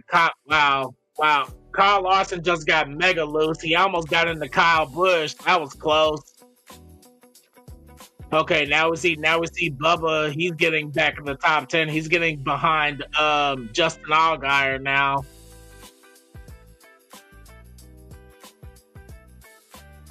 Kyle Larson just switched to the outside, so now he's getting now we got a new leader on the inside line. That's Denny Hamlin. He's getting pushed by Justin Allgaier. Breaking Denny Hamlin and Kyle Busch, they used to be teammates. But that changed once Kyle Busch moved to Richard Childress Racing in the 8 car. And oh boy, now that inside line is trying to come up here. Denny Hamlin's leading it. God, if there's only one driver that I don't want to win this race, it's Denny Hamlin. Yeah. A lot of my NASCAR buds, they don't really care for Hamlin, but considering like what he went through at the end of last year, I'd say that that I probably wouldn't mind him winning this race. He's got his father's name on top of his car, Dennis Hamlin. Okay, all right. Now we see Denny Hamlin moving to the inside. They just put two. They're about to put 2 more cars another lap down. That's Casey Mears and Connor Zillage. So Casey Mears, I don't know how many laps down he is, but once the field gets around Connor, he's going to be 5 laps down. And they're getting around them now. They just put Casey Mears another lap down, and they just put Connor a lap down, so now he's 5 laps down. So yeah, I think his chances to win are pretty much shot now. The only way Connor can come back is if caution breeds caution. If you're a NASCAR fan, then you know what that means.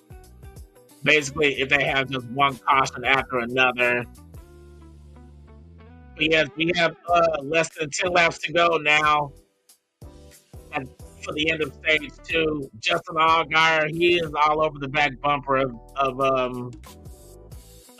Denny Hamlin now. And Denny Hamlin, he's still leading that inside, but Kyle Busch, he's still hanging on to that lead on the outside, and he just dove down to the inside, blocked that charging inside line, and now the out, and he's pretty much blocking both lanes right now. You don't want to be blocking too much. It's a bad bump. It'll send your car into the wall or spin it down towards the infield. Now we see Denny Hamlin working on the inside. He just got around Kyle Busch, and he's trying to clear him, which he does. He moves to the outside, but now that's going to open the inside for Justin Allgaier in the 40. JR Motorsports is a single car team in the Cup Series. In the O'Reilly Series, they have 5 cars, I believe. They have 4 or 5 cars. They're a more prominent team in the second series. In the Cup Series, they only have 1 car. And oh boy, now we see 34 of Todd Gilliland. He's coming down to the inside right behind Bubba, but Bubba got too far ahead. He doesn't really have like anyone pushing him. Oh! No, Denny Hamlin just turned Justin Allgaier. And oh boy, that wreck, it's a big wreck. Oh man, that's a big one. Ty Gibson did it. Oh no. Ty Gilliland just got slammed. God. Dave Smith is in it. SVG is in it. God damn it. Whoa, big wreck. Yep, SVG's in it. God damn it. Alex Bowman's in it, the 48 from Hendrick Motorsports. Austin Cindric's in it. Todd Gilliland, he got slammed by someone. I think he got slammed by Alex Bowman. God, big wreck near the end of stage 2. Trying to see what happened. Denny Hamlin, he was coming up on the outside, and I don't know if Allgaier went to block. No. It looks like he just hooked him. It looked like he just hooked him.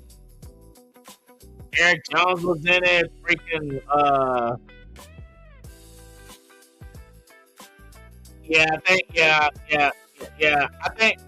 I think Allgaier went to block and misjudged him, and then that made Denny turn him. Ryan Blaney got a little piece of it.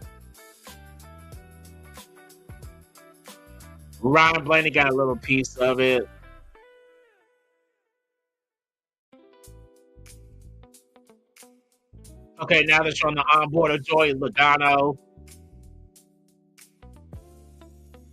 Joey Logano got a little piece of it. He got into Alex Bowman, and he almost hit Zane Smith.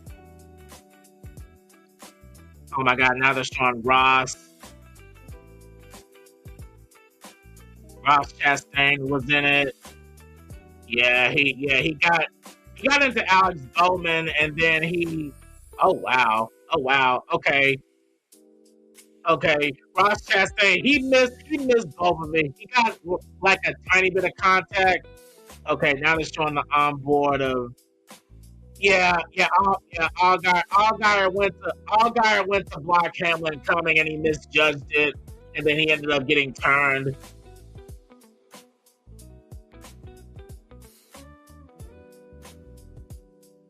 He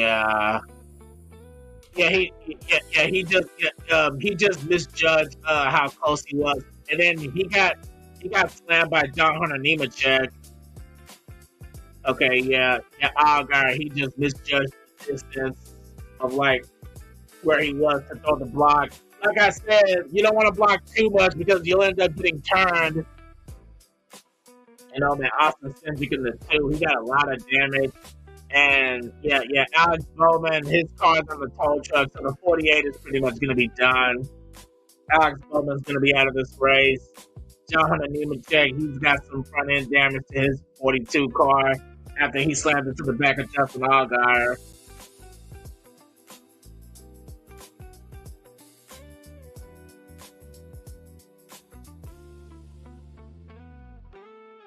Oh boy.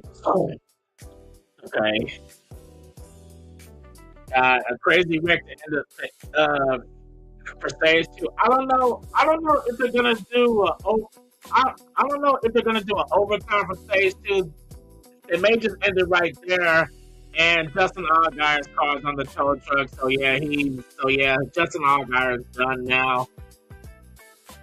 Okay, bear with me for a second, guys.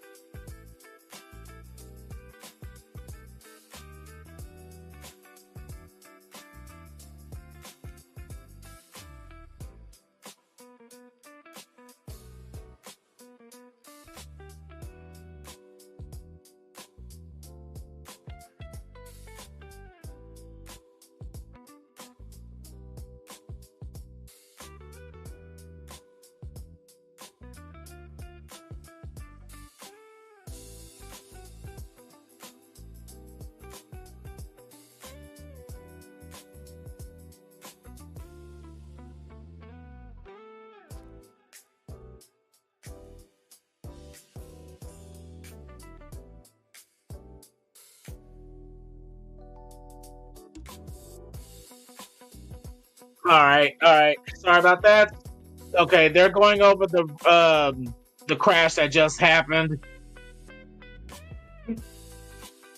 Cars involved in wreck: Ross Chastain, Austin Cindric, Kyle Larson, Kyle Busch, Denny Hamlin, Ryan Blaney, Joey Logano, William Byron, Todd Gilliland, and Riley Herbst. Zane Smith, Justin Allgaier, Cole Custer, John Hunter Nemechek, Eric Jones, Alex Bowman, Ty Gibbs, Corey Heim, Michael McDowell, and Shane Van Gisbergen.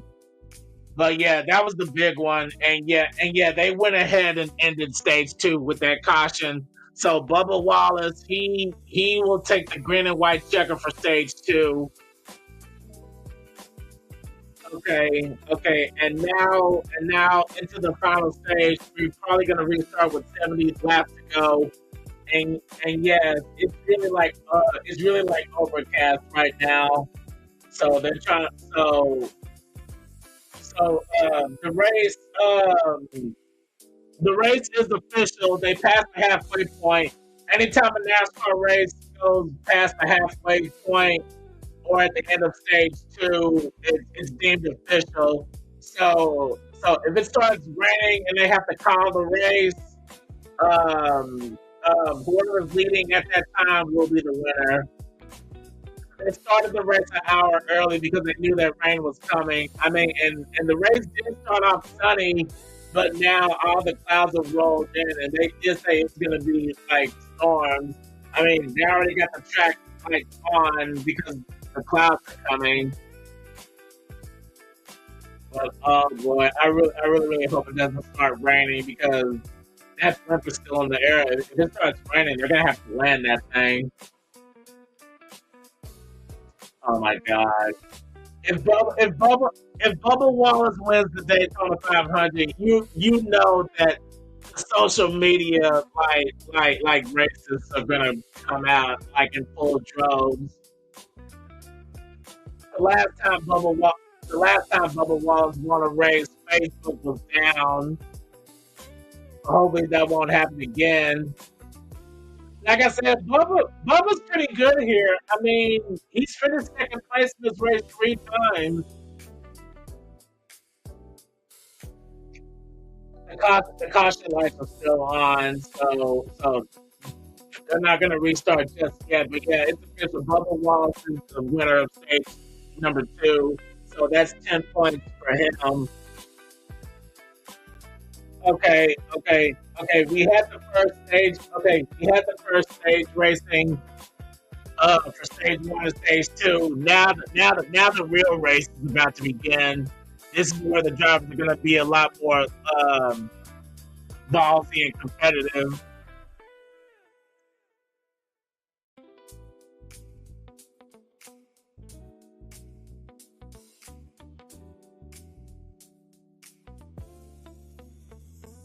Okay, making sure I got this together.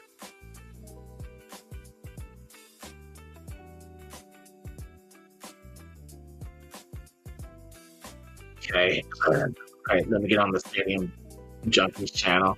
Yeah, Noni, I'm back. Oh wow, they're showing the car that the Daytona 500 trophy is modeled after. The experimental car. The experimental car from 1954.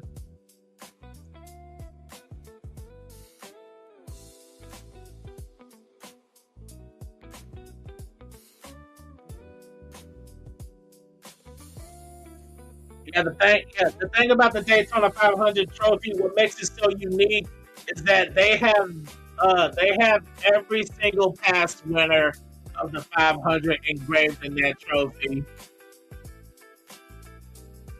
Every single past winner from the track's history. Okay, now they're showing all the drivers coming down pit road. Bubba Wallace and Tyler Reddick, who are teammates, Ryan Blaney, and they're showing Kyle Busch as well.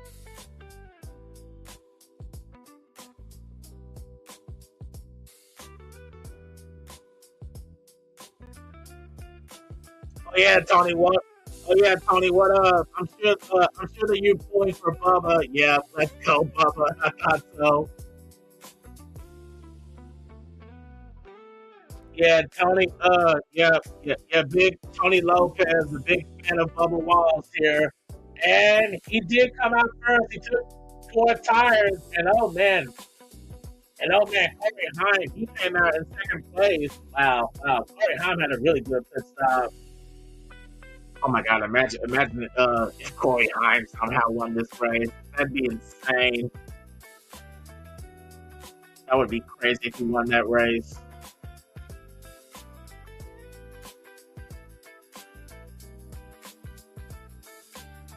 I'm so proud of you. Thank you, Noni.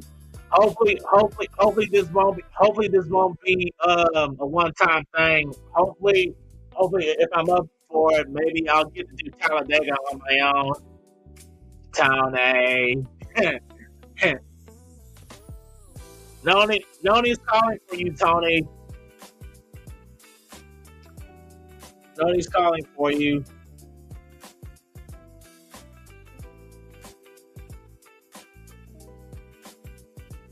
It's looking good.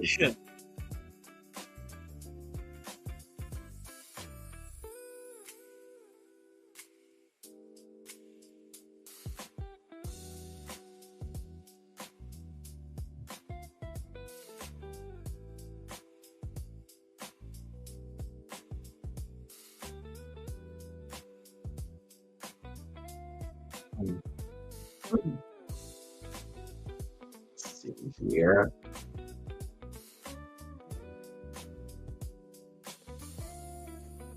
Okay, they're just on commercials.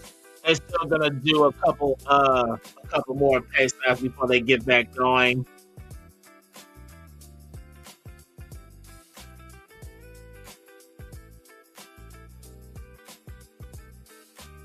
He's doing a good job. We raised Trent well. Hardy, hard. They grow up so fast.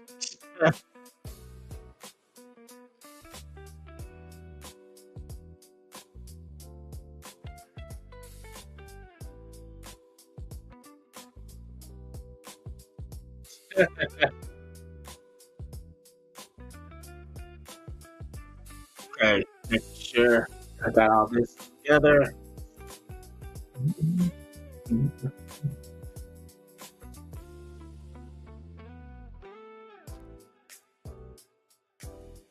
We have ran over 130 laps of this thing, and we got 70 to go. Or less than 70 now. We're probably going to restart with probably either 68 or 67 to go. But hey, a lot can happen in 67 laps. Hopefully, we don't have a red flag, because there was a red flag in the O'Reilly race yesterday because of a big crash.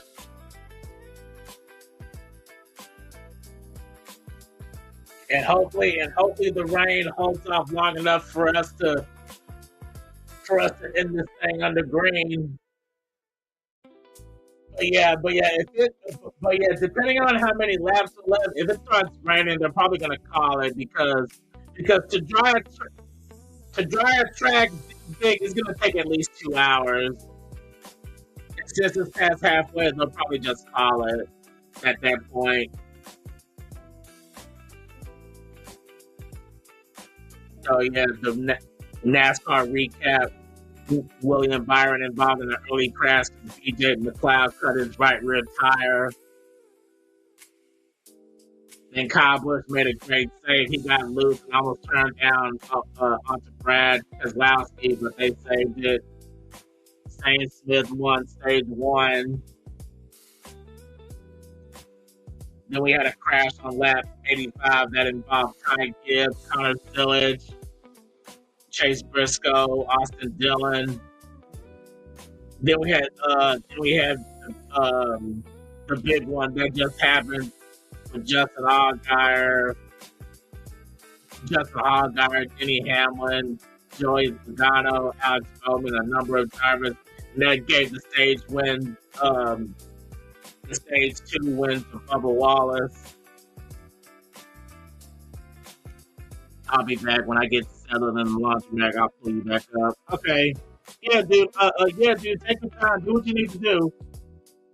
Do what you need to do. I got Noni to keep me company.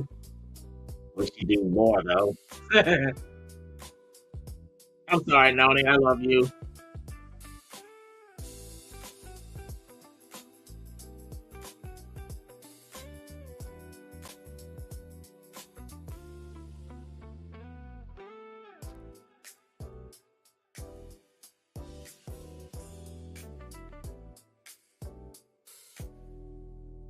Okay, alright. Okay, RB's driver picks. This is what the commentators are picking to win. And we got two former drivers working together. One of them I hate, Kevin Harvick. I know what Kevin Harvick did for the sport, but I don't know. I just never like Kevin Harvick. Clint Boyer. Wow. Both Clint Boyer and Kevin Harvick, they both picked Ryan Blaney. Mike Joy, longtime NASCAR broadcaster, he picks Kyle Busch. Like I said, Ryan Blaney, he's a strong favorite to win this race.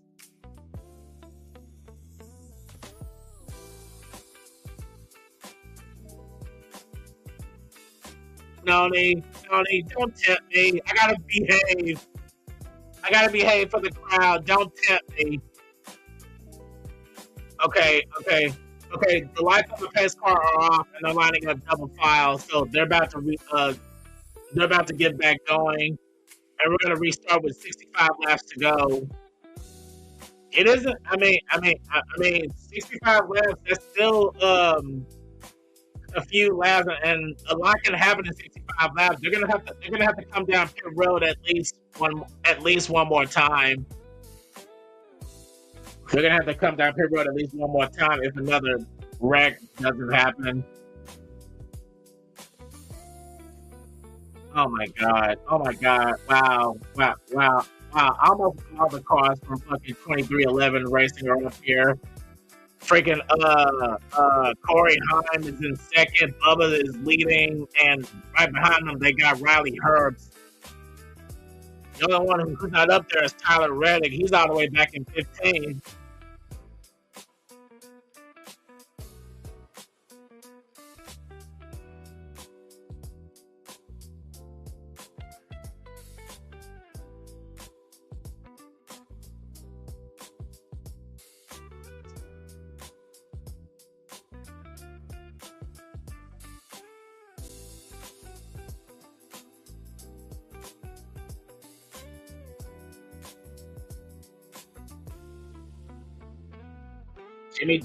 Jimmy Johnson, despite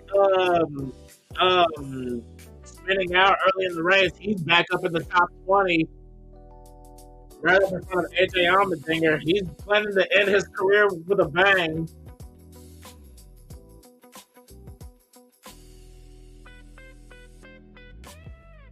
Okay, the green flag is back out. And oh man, they're running dangerously close on the inside.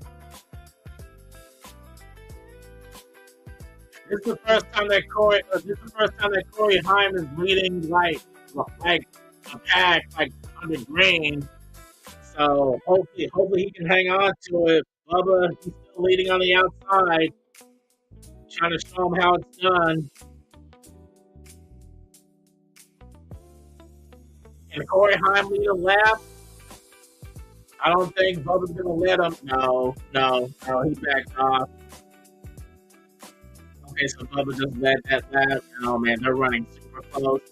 Like I said, once stage 3 starts, the final stage, this is when the field gets a lot more rowdy.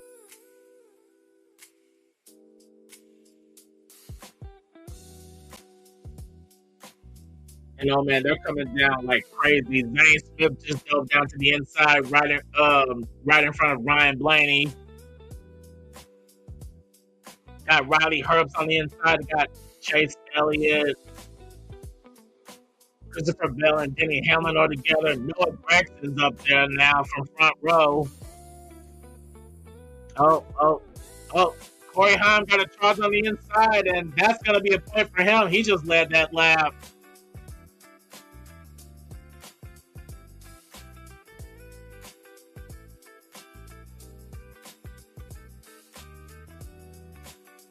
Oh, man.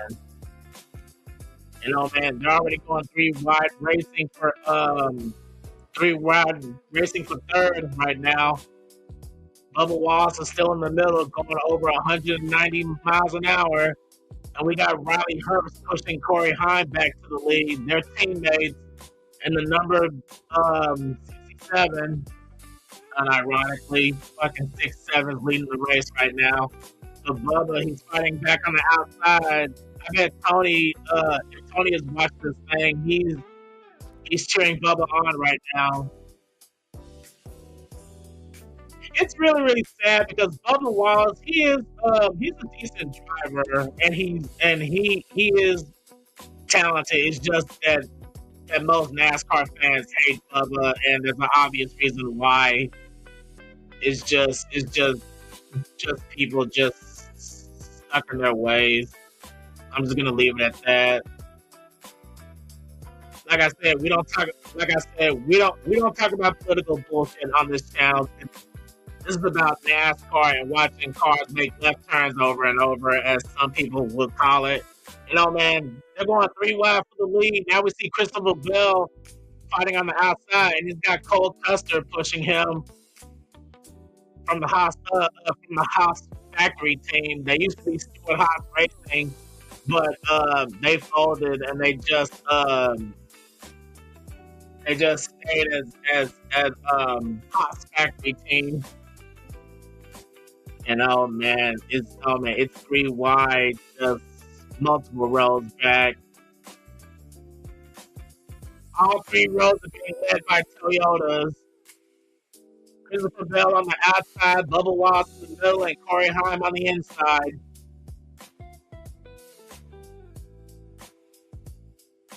And they're running incredibly hard.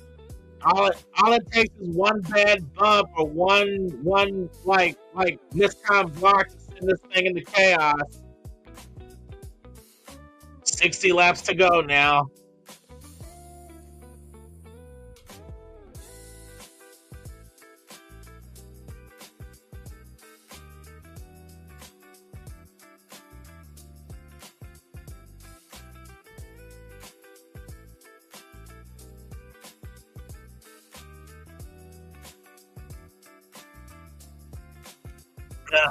Gotta get a drink from my throat. This is the most I've ever talked on stream. And they're all running super close here. Bubba's trying to retake the lead away from Corey Haim. Okay, now they're advertising the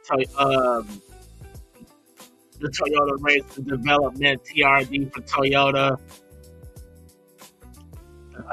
The pace car is a Toyota, and the top 4 cars running, they're all Toyotas.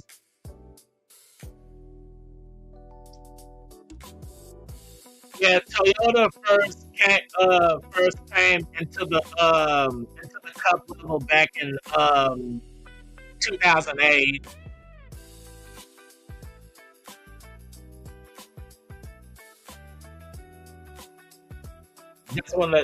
That's the first year that they started using the car tomorrow. The Toyota has been in NASCAR for like a while. I believe they've been in the sport as a whole since 2000. I want to say 2007. 2311 Racing are running first, second, fifth. First, second, and fifth. Right now, there's one more. I don't know where Tyler Reddick is. I don't know if he's still running 15th. No, he dropped down to 17th. Okay, he dropped down to 17th.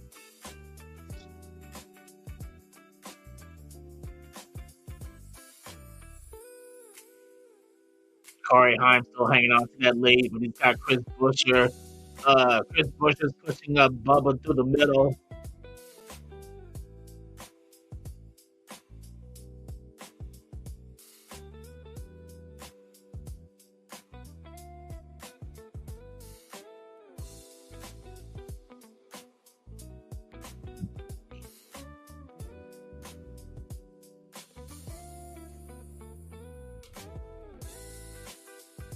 with the way this race is going, shit, it might end within the next 30 minutes to an hour or so, depending on if it doesn't start raining. Okay, now we see Jamie Little. She's interviewing Michael Jordan. Because Michael Jordan, yes. NBA is Michael Jordan. He does own 2311 Racing.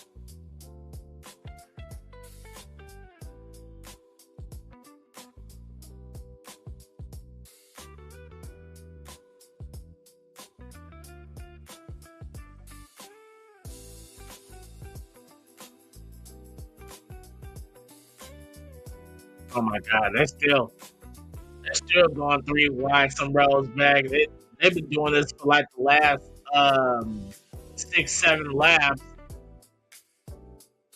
Yeah, they're showing the speedometers of the cars right now. They're in the middle of turns 3 and 4 right now, and they're going 180 miles an hour.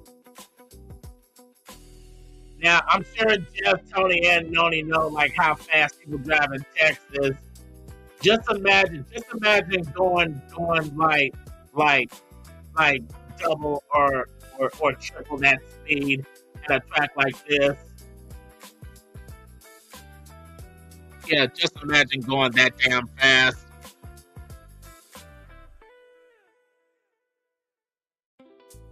Okay, sorry about that. I had to unplug that for a second.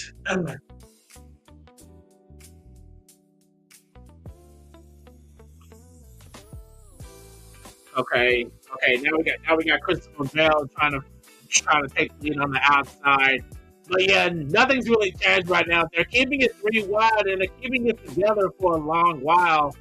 Everyone is just staying content. Just the 3 Toyotas just having a banger time.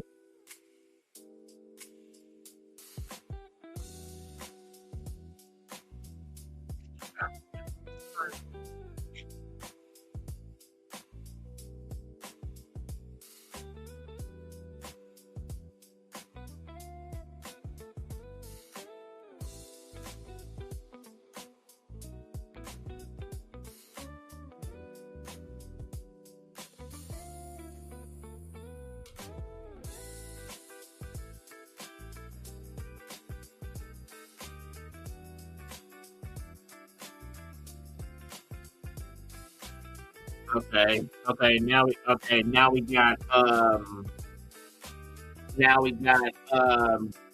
Christopher Bell fighting back on the outside once again, and they're trying to sell it back to 3 wide. I mean, they get a little bit of a push like from the exit of the corners, but the inside is just catching back up.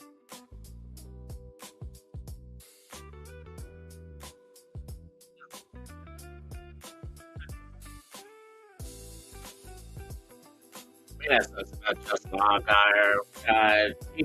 He could have won this for Junior, but unfortunately he's done.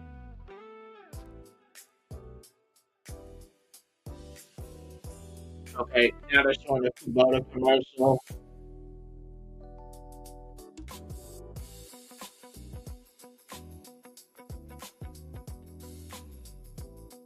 They're still going 3 wide. Now Bubba's back out in front. Yeah, honestly, the lead is just shifting between the 3 Toyotas. Bubba Wallace, Corey Heim, and Christopher Bell. They literally just keep switching back and forth. They're probably not gonna start getting more balls here until like there's probably under 30 or 20 left to go.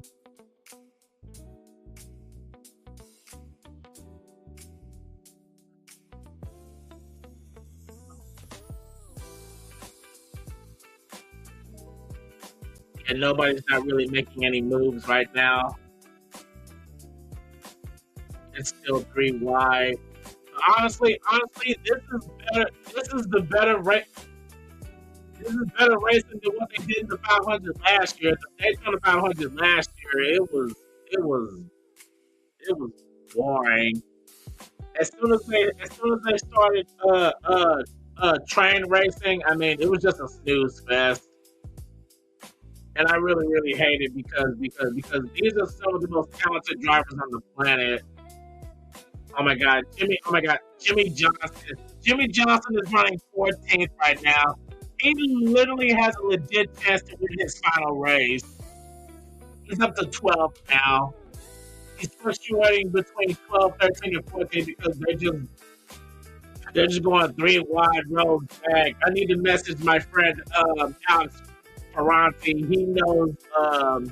He knows who he is. He is a huge Jimmy Johnson fan. Literally follow his career from when he was a rookie all the way till now. Now he's running his final race. God, I bet Alex is just glued to the TV right now.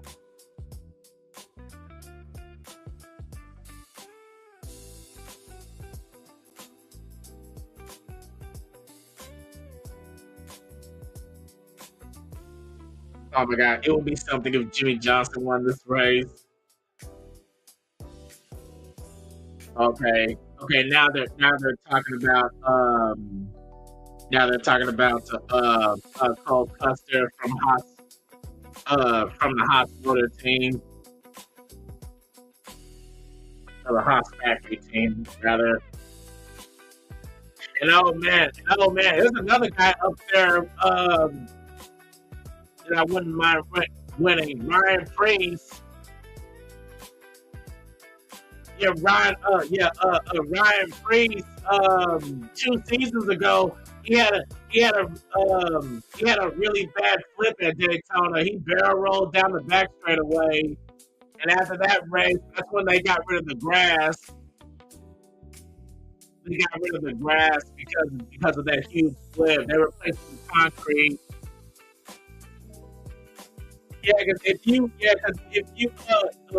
If a car is spinning out super fast and it hits grass, most of the time that's what makes them flip. But they added some new roof. They added some new flaps along the roof of the car and the overhead part, like the edges of the car, and they all come up, and that's what keeps the car on the ground because the air resistance pushes the car back on the ground.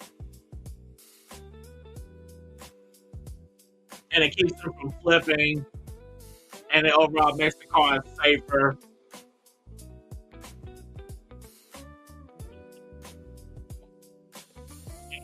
Oh man, they're still going 3 laps in the lead. The 3 Toyotas there, and Corey Hines just led that lap. Like I said, the lead it keeps changing between the 3 Toyotas. No one else has made a move to the lead yet.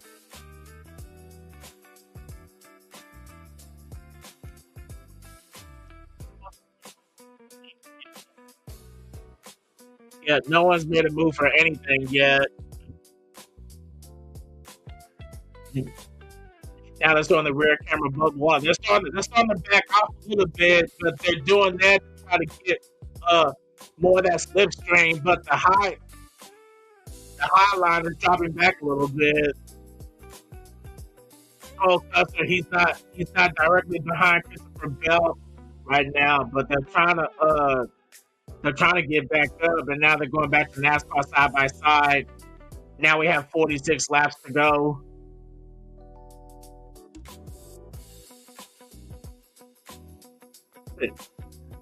My friend Ferranti said he just wants Johnson to survive.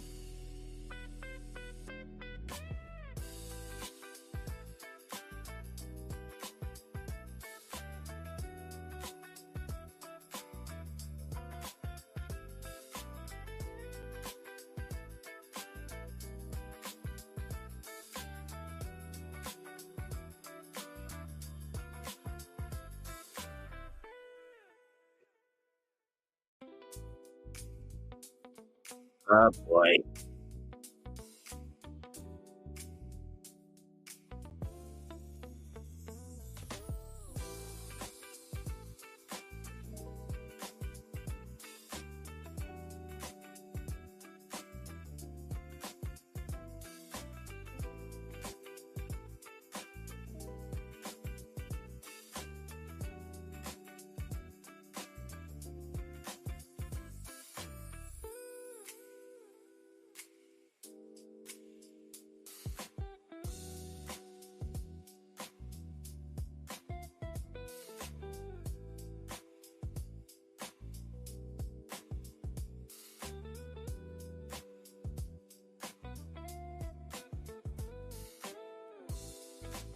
Okay. Christopher Bell back out of the 3 wide situation, so now it's just a battle for the lead between teammates Bubba Wallace and Corey Heim.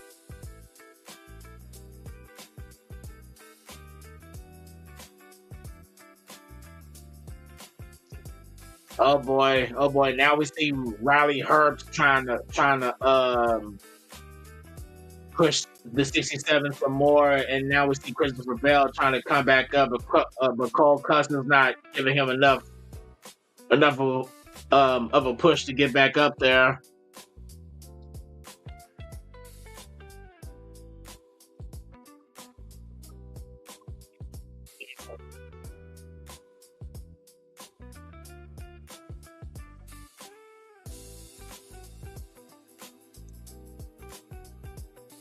Oh man, they're running incredibly hard as the laps are winding down. Like I said, they're gonna have to if another caution doesn't come out, they're gonna have to come down pit road at least one more time. I think the pit window here is like 30 to 40 laps, I think, or it might be 40 to 50. I'm not sure. Okay, now they're interviewing Justin Allgaier. God, that sucks for him. I really hate that he got involved in that wreck. He could have won this for Dale Earnhardt Jr., but just wasn't meant to be.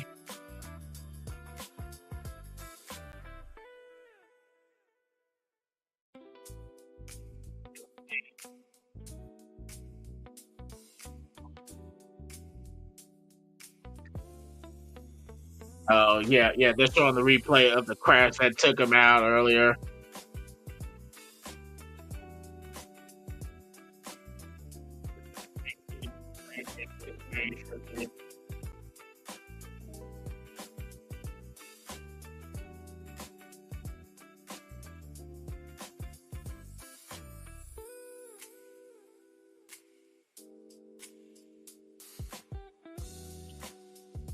Oh God, Corey. They stopped doing the 3 wide. Corey Heim. Corey Heim. He got too far ahead. Now Bubba just sucked him back in and took the lead. He briefly led that lap, but Corey Heim is trying to bounce back, and they're trying to do the 3 wide situation again. Christopher Bell can't quite get there in the corner. He's gonna have to get him again in the straightaway if Bubba doesn't go up the block.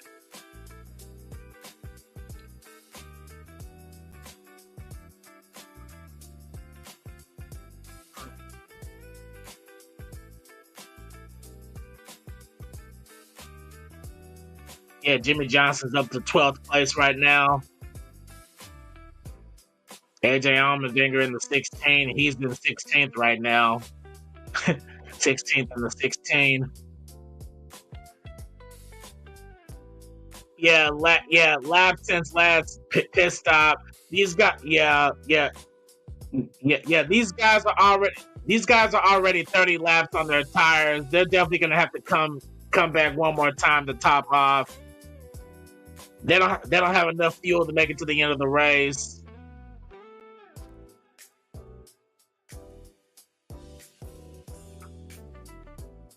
You know, man, and the 3 Toyotas are back dueling for the lead again. God, dude, I bet Corey Heim is like on cloud 9 right now, being able to lead the fucking Daytona 500.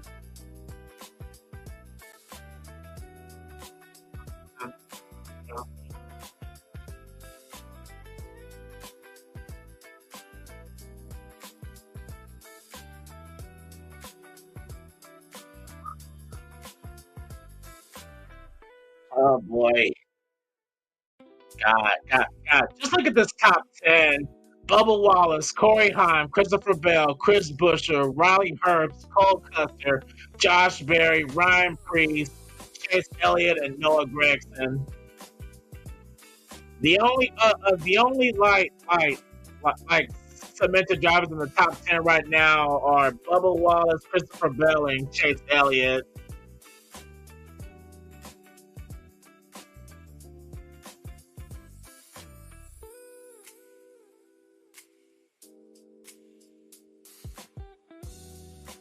Okay, and now we got under 40 left to go. They may have to come down pit road within the next like 5 or 10 laps.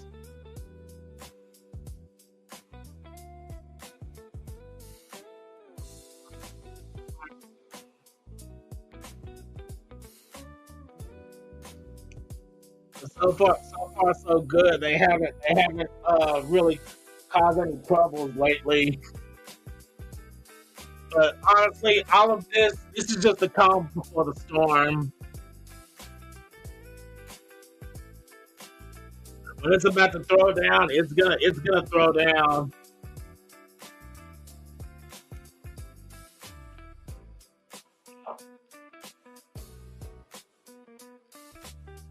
It's really gonna throw down once it gets to it.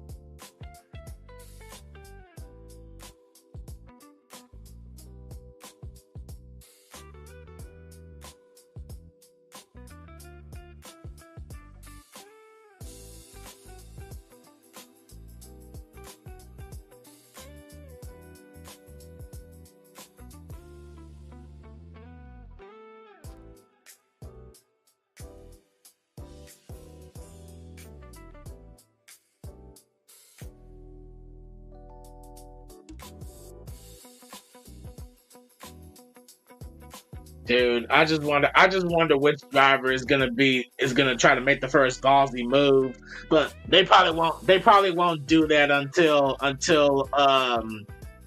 they take the last pit stop. And oh boy, Christopher Bell, he just went from the high lane all the way down to the inside lane, and he just took the lead away.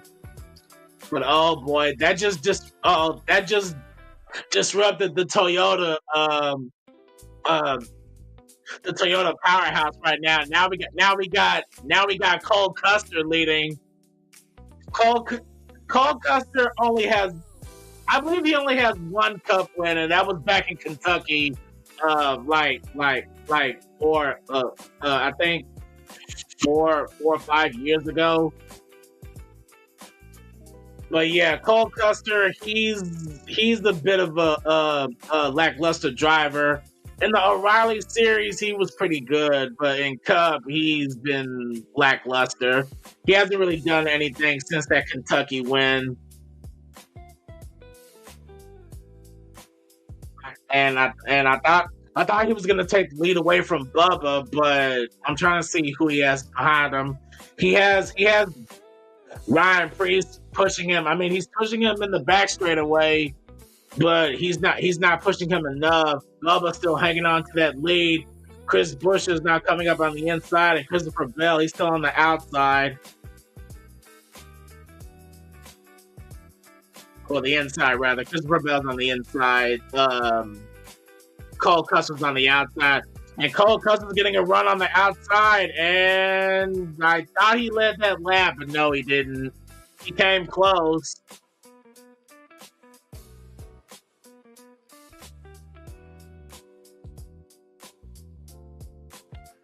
Oh my god. Cody Ware is almost in the top 10.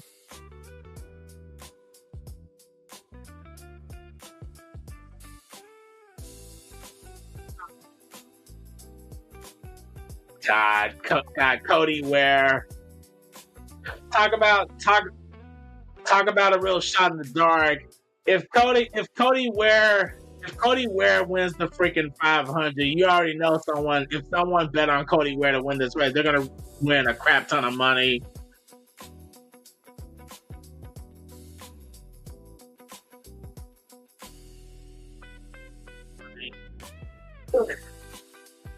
God.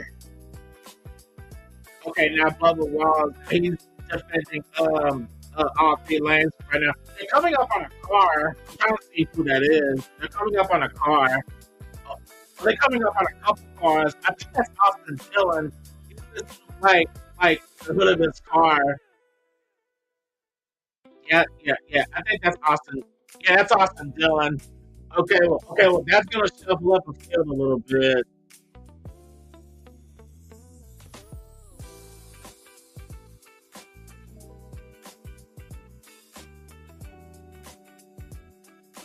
Okay, Bubba Wallace leads another lap. No one's really going for anything right now. The laps are winding down. They got 32 to go right now.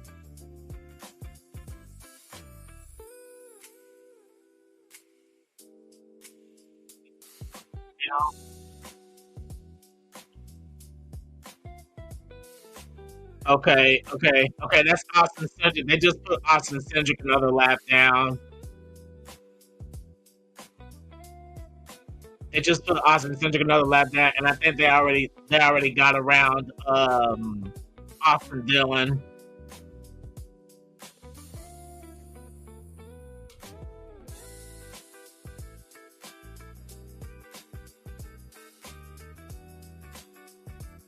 Dude, Cole Custer is doing everything he can to try to get around Bubba, but he's just not getting enough of a push from Ryan Preece yet.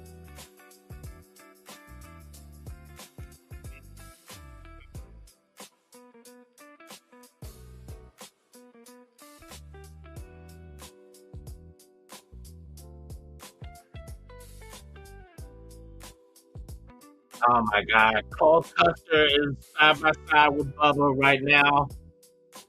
He's trying. I mean, he's got a bit of a run, but he can't get around Bubba unless Ryan Preece pushes him. But now here comes Preece. And will Cole Custer lead this lap? No, he still didn't lead it. Bubba's still hanging on to the lead. And now here comes Christopher Bell on the inside. But no, Bubba, he's staying in the middle still.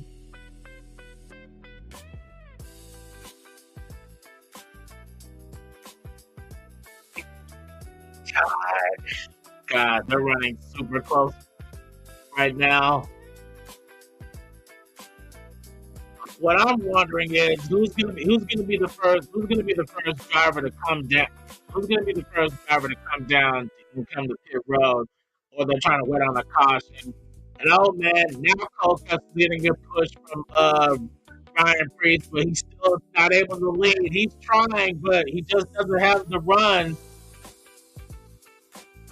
He's not getting the run out of the corner. Oh my God, fucking Ross Chastain, he's stuck on the hot side right now. He's in 5th place right now. That's the guy's shirt I'm wearing right now.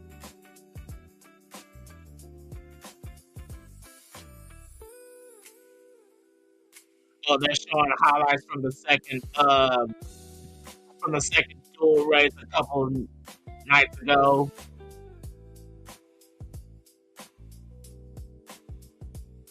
Oh yeah, they're showing the move that Ross made.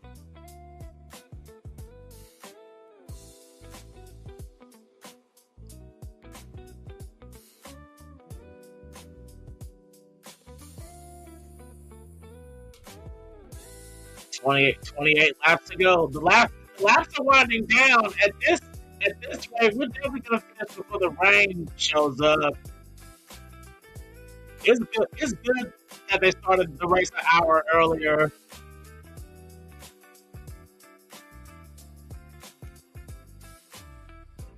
Oh my God, Bubba, he's trying to do everything he can. Dude, I really want Bubba Wallace to win this race just to see all the crybabies on Facebook come out and say how this race was rigged, because there are some people saying, there was one comment on social media saying that they literally started this race early to give Bubba a better chance to win, so the rain will really come like when he's leading.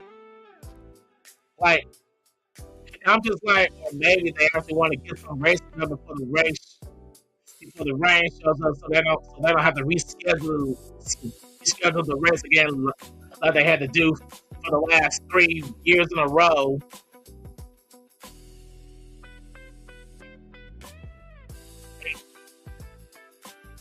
I like how a lot of people don't like Bubba Wallace, but they know like exactly how he's raised. I mean, a lot of people say that he was going to be leading like at this point, and he actually is leading now.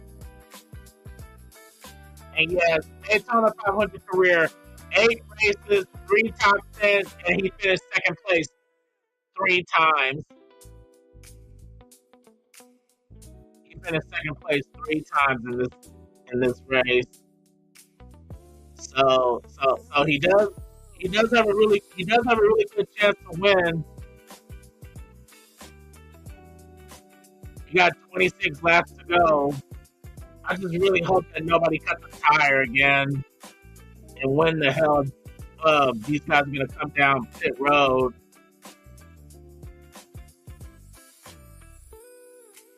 And oh man, now Bubba's running away with the lead a little bit, but you don't want to get too far ahead because you're gonna get freight trained if you do. Bubba's a little bit by himself in the lead right now, and they're going 3 wide for second place. Cole Custer's still hanging on to second place on the outside line. And there you go. He went back with the pack.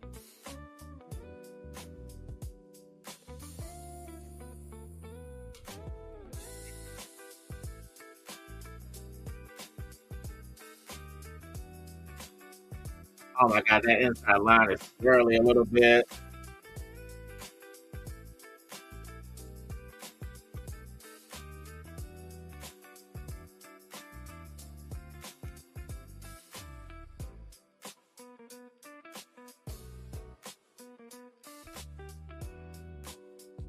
Okay, they're trying to settle it back out to 3 wide once again, but it's still all about Bubba. I bet a lot of the NASCAR fans are like that guy from that evil guy from Speed Racer that's saying somebody's dead.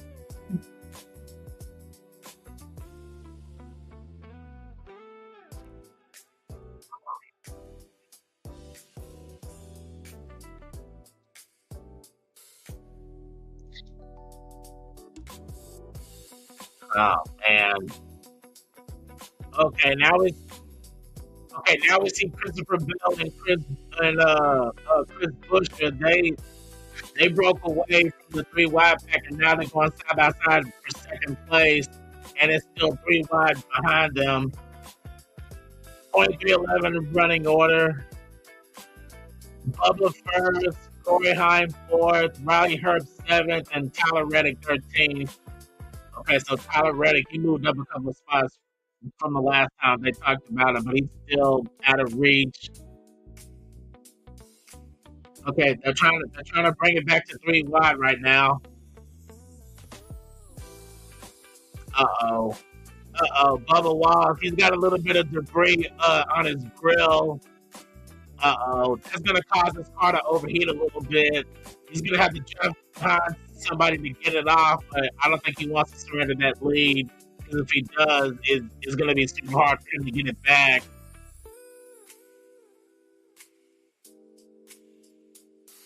They pushing, but they're not pushing.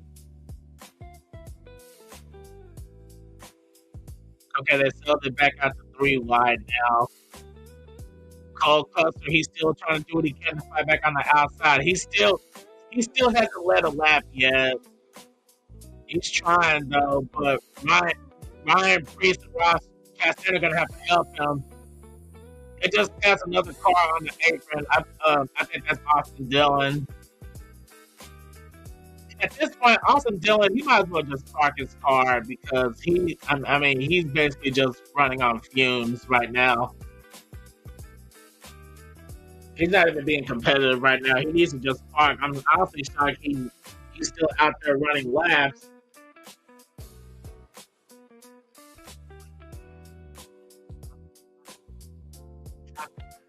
That middle lane just got a little bit swirly. Josh Berry's up there with Noah Gragson pushing up behind him.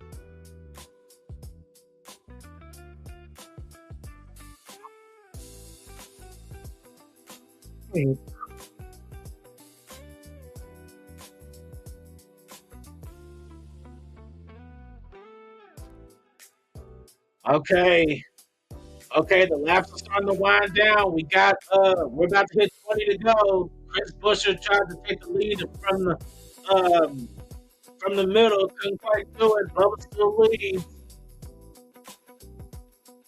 Okay, we got under 20 laps to go. I don't know if these guys Oh God. Okay. They're showing the pit crews. Okay, so there may be a couple drivers getting ready. Okay. Bubba's gonna come down. Christopher Bell is coming down because they showed over their pit crews and Chris Bush just took the lead. Okay, so yeah, they're gonna slow down and come down pit road. So is anyone gonna switch on the tires? And no. All the Toyotas came down. So that's going to give the lead over to the Fords. And Chris Buescher is leading the pack of Fords right now. Okay, so yeah. All the Toyotas came down. So this is the final pit stop right now. It all comes it all comes down to this. If you've been following all day, you do not need to screw up here. An untimely speeding penalty will just ruin this entire race for somebody, and it's happened in the past. Okay, all the Toyotas just left pit road. You do not need a penalty. You do not need a pit road speeding penalty at this late stage in the race.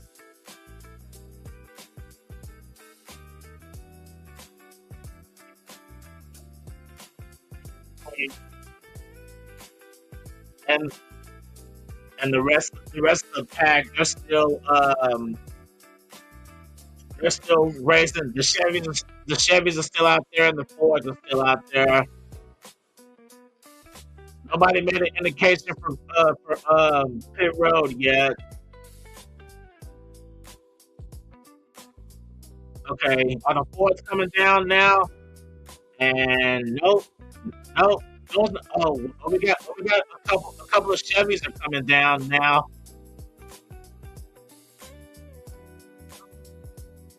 A couple of Chevys came down, and I think a Toyota came down. Oh no! The second set of Toyotas came down. Jimmy Johnson, Eric Jones, and I think that's Denny Hamlin.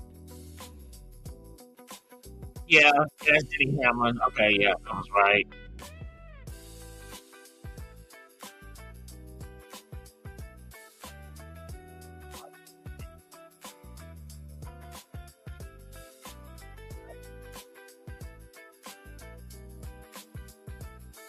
All right. Next time by, they're still okay. The Fords are still staying out, and they're second. And oh boy, they're catching up on another lap car. Okay, that's Casey Mears. Okay. They're just putting him another lap down.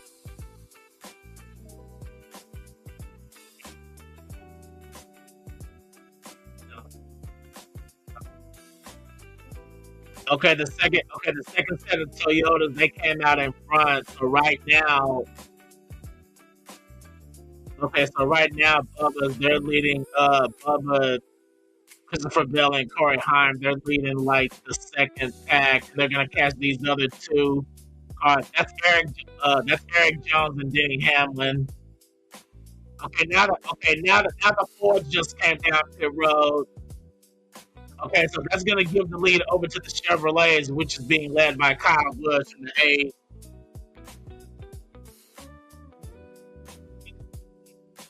Okay, they're gonna have to come down eventually.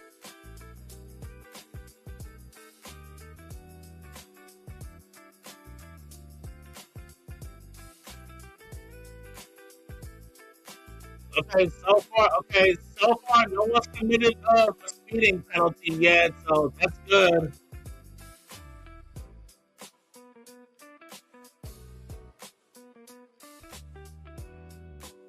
No one committed a speeding penalty yet, so that's good. No one screwed up in that department. Okay, right now we got Brad leading the Fords out of pit road, and right now leading the Chevys down, we got Ross Chastain and Carson Hocevar. That's all we haven't talked about all day. Carson Hocevar, he was he was really, really aggressive in the truck race, and unfortunately, in the O'Reilly race, he ended up getting wrecked out early.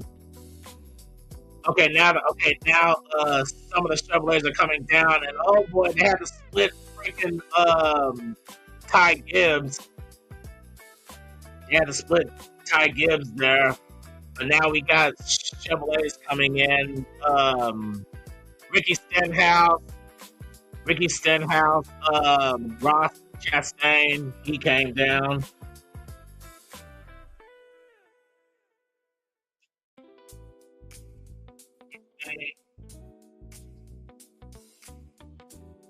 Carson Hocevar came down as well. Okay, so it was Carson Hocevar, Ricky Stenhouse, Ross Chastain, and I'm trying to see that fourth car. I couldn't tell who it was.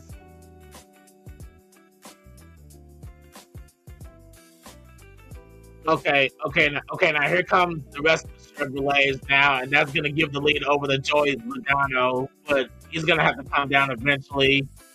Oh, Joey Logano, Ryan Blaney, he stayed out, and Michael McDowell, he also stayed out. I'm trying to see who the leader is going to be. Oh, God, what is happening? And oh boy, Gas and Go, and oh boy, Brad, he just got. Oh wait, that's not Brad. That's Kyle Busch. They're trying to hurry up and get going because here comes the lead pack. Yeah, here comes the lead pack. They're coming.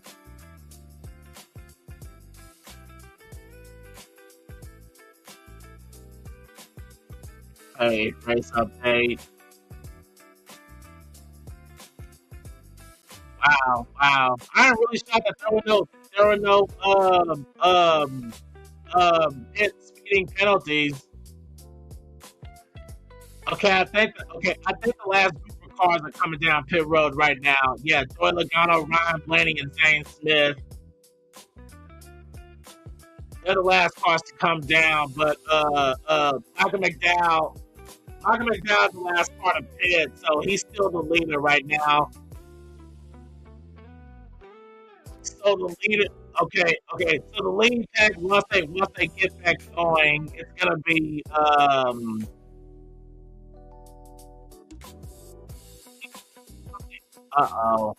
it may be they got split Joey Logano. Oh God. Oh my God.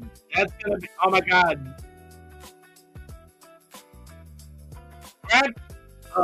Brad Keselowski is leading right now. Oh my God, Brad is leading right. Well, he'll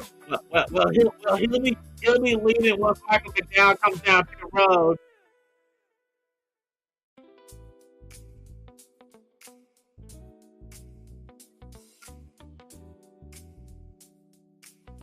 Oh my God! And now we got Tyler Reddick going on the outside now. He's being pushed by Carson Hocevar. Oh my God! Hocevar is up there. Oh my God! Carson Hocevar. He is super aggressive. He might cause a wreck in this thing. I hope he doesn't. Oh, speed of wreck.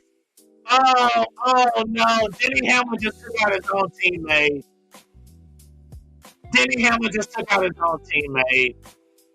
Oh boy! Oh my God! Michael McDowell's still the leader. Oh God!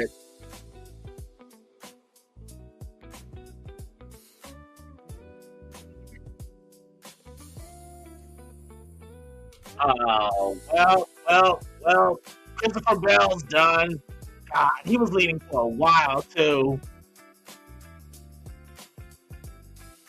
Oh my God, Michael McDowell won the Daytona 500 He won it three years ago. He won the Daytona 500 in 2023. Oh my God, he could do it again. He has a chance. He could do it again. Oh my God.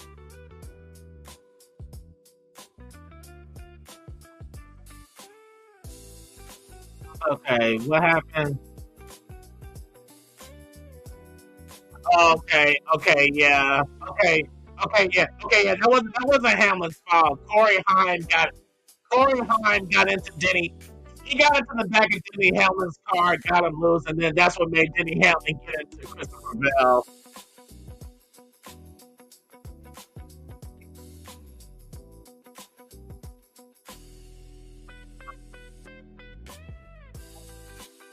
Oh my God. Oh God. This changes everything now. Crap. Now anything can happen now.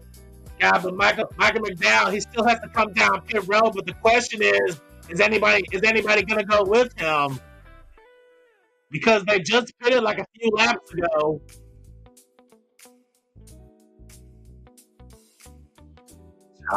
This changes everything. That sucks for Christopher Bell. Oh boy, but this changes everything now.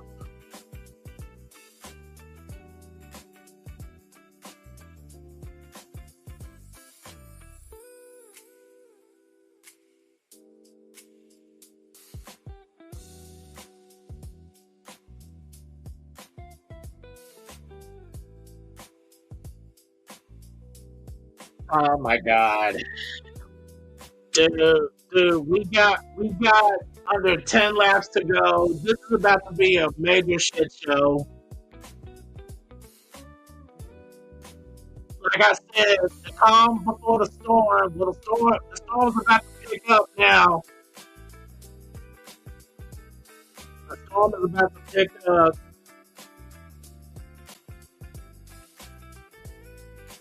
Yeah, what's up, King? I believe we got under. I think we got under 10 laps to go. A crash just happened at a turn 4. A couple of Toyotas got together and Christopher Bell slammed into the wall, so he's pretty much done. Oh my God.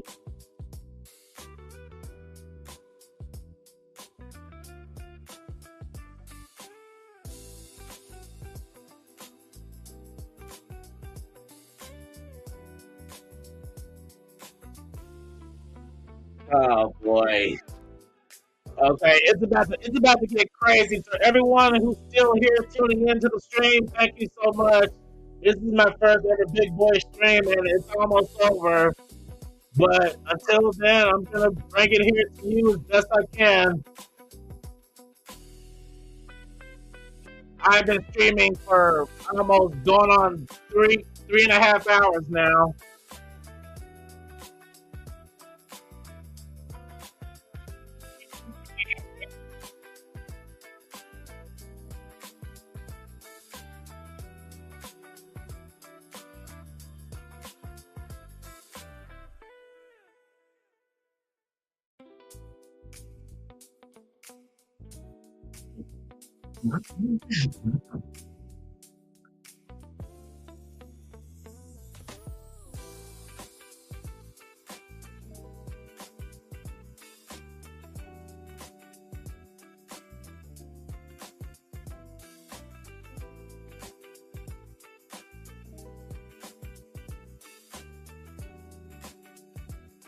I guess I will. Josh Ram. Okay.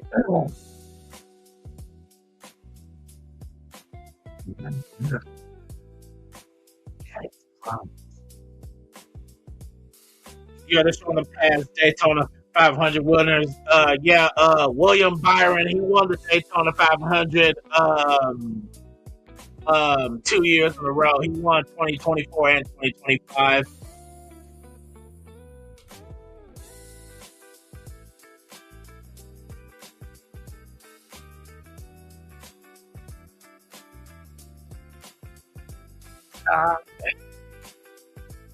It's about to get crazy now. We got 6 laps to go. 6. and Michael McDowell is still leading.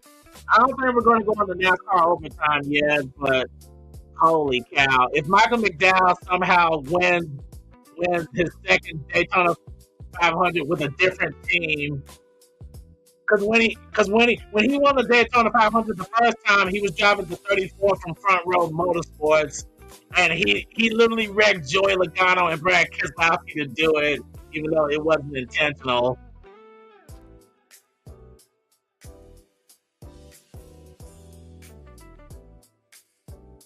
Oh my God!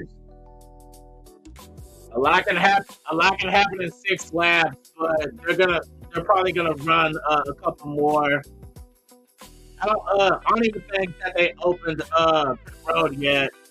We've had 23 different leaders today, and that's a Daytona 500 record. That just goes to show how much better the race has gotten compared to last year's. I don't even think they opened the pit road yet because they still got the safety trucks on the track. Okay, and now we got. Oh, okay. We're gonna restart with 4 laps to go. Okay, the lights on the pit car are off. They're lining up double file. Oh my God.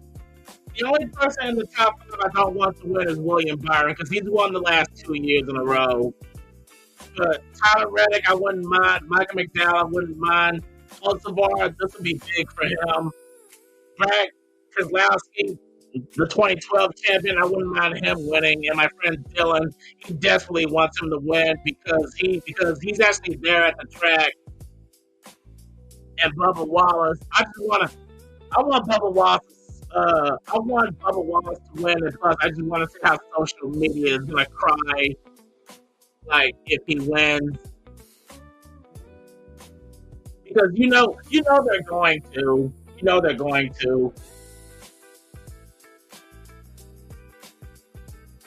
We have had 3 races in NASCAR overtime for the Daytona 500, and hopefully this will probably be the 4th one to end in overtime.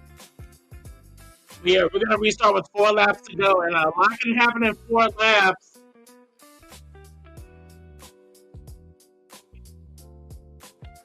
Like I said, the only guy in the top 5 I don't want to win is William Byron. He's the only one I don't want to win. I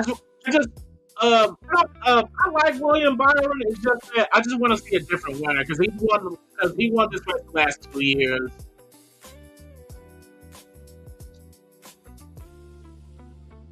Yeah, I don't have a problem with Byron. I just want a different winner. Anyway, the pace car, it's going off on the track. We got 4 laps to settle this. I'm ready, and I hope anyone who's still watching is still here.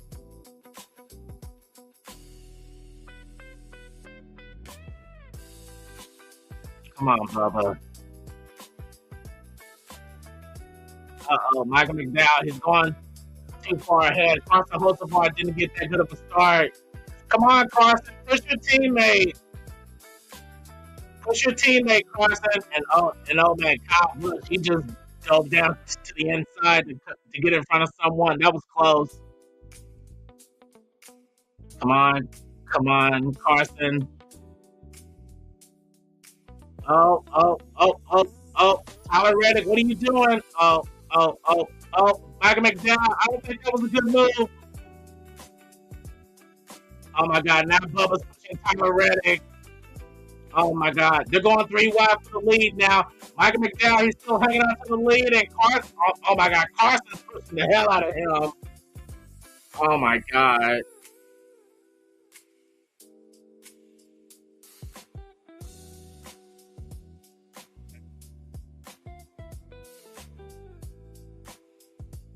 Oh my God, Michael McDowell, he's up there. Oh my God, Joey Logano's up there now. No, get away, Joey. Nobody wants you to win this race either. Oh my God, Eric. Oh my God, Eric Jones is there in the 43. He's up there.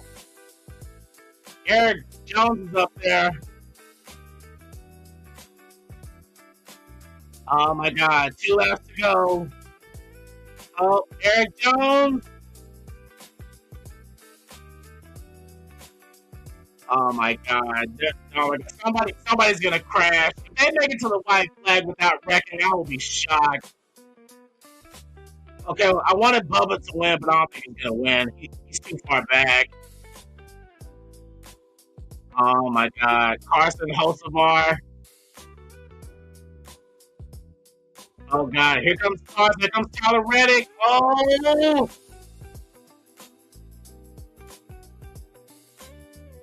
Oh my God. Oh! Oh my God, they have submitted to the white flag. 1 lap to go, sponsored by Credit One Bank. Oh my God. Oh!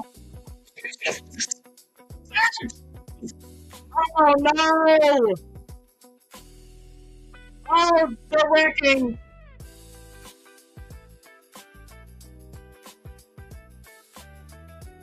Oh my God, Zane Smith! Oh my God, Chase Elliott is in the lead now, but here comes Zane Smith and Riley Hurst and Tyler Reddick. And Tyler Reddick doesn't have help. Oh my God, Zane Smith! Oh my God, here comes Tyler Reddick now on the outside, coming up from Riley Hurst. Oh no, Riley Hurst! Oh no! Tyler Reddick! Tyler Reddick got it! Tyler Reddick won the Daytona 500. Oh my God. Tyler Reddick, 23-11 racing, just won the Daytona 500. Tyler Reddick. Well, Tony, 23-11 won the 500, but it wasn't Bubba, it was Tyler Reddick.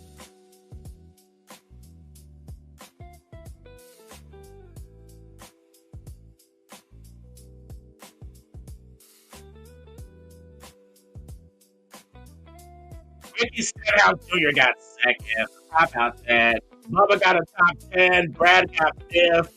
Logano got 3rd somehow.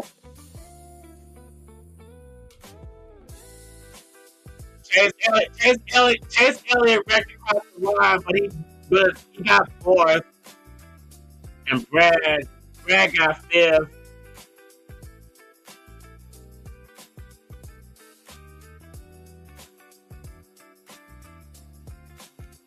Oh wow, Ryan Priest. When did Ryan Priest finish? Was he one of the drivers that got spun around in that first wreck?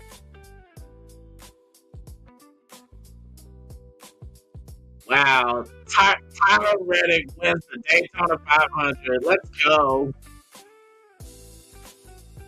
Tyler Reddick wins his first Daytona 500.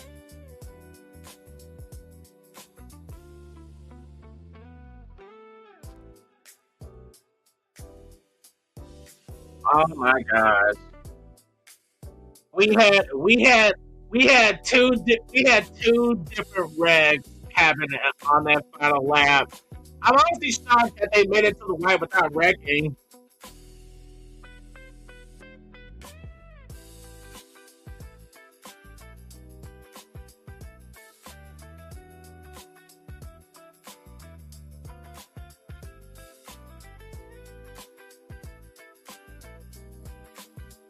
Holy cow.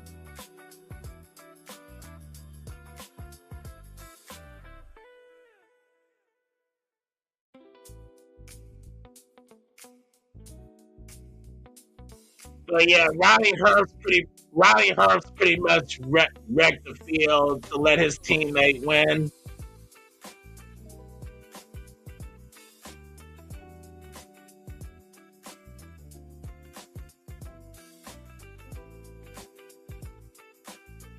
That was crazy. That was a crazy finish. Oh man. And they're setting off fireworks even though it's still like not dark enough to really see them yet.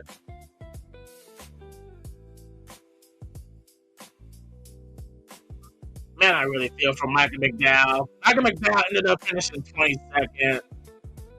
Damn.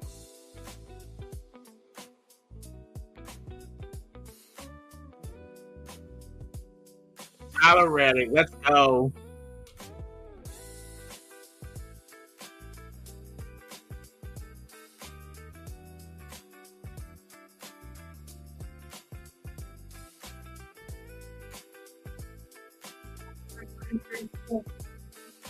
That's crazy.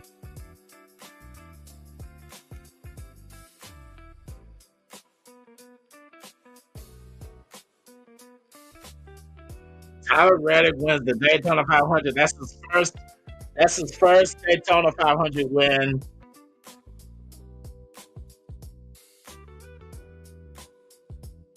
Oh man.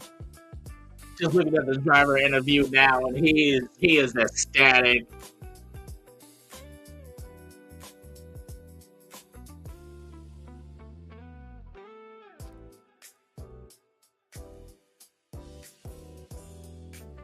Holy cow.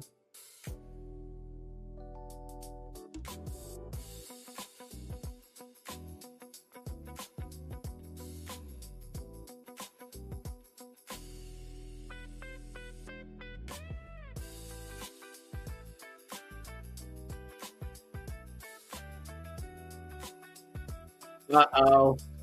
We got Chris Buescher and Josh Berry talking to each other. I don't know what happened between them, but it looked like they were arguing about something.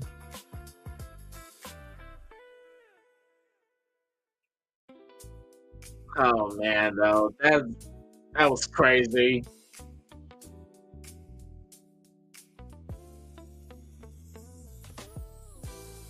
Yeah, they're showing Bubba.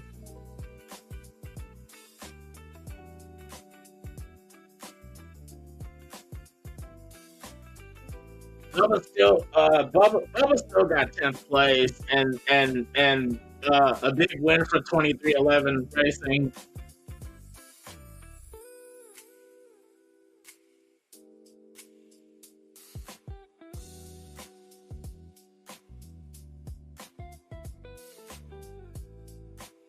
Tyler Reddick with the freaking Chamba Casino sponsorship on his number 45 Camry.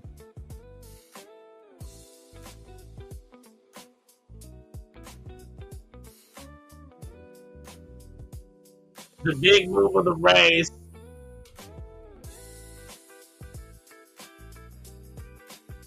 Yeah, the 47 pushed Eric Jones, and then he just got a bad bump and took out Carson Hocevar, and that also took out Michael McDowell. Damn. And then Bubba got stuck behind William Byron when he came back up onto the track. Okay, yeah, so that's what happened to McDowell. And Chase Elliott, he was leading, and Zane Smith was coming up like behind him, pushing him. Chase Elliott had a clear shot heading into turns 3 and 4. Then Zane Smith was trying to come on the outside. Tyler Reddick came on the outside. Chase Elliott went to block, and then Reddick dove back down on the inside.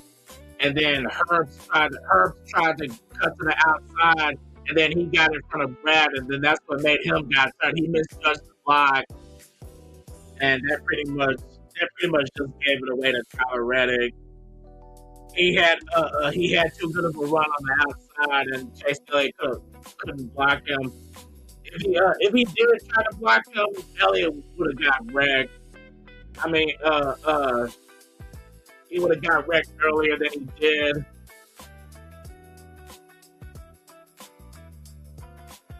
Oh man. Well, race fans and junkies, the Daytona 500 is in the books.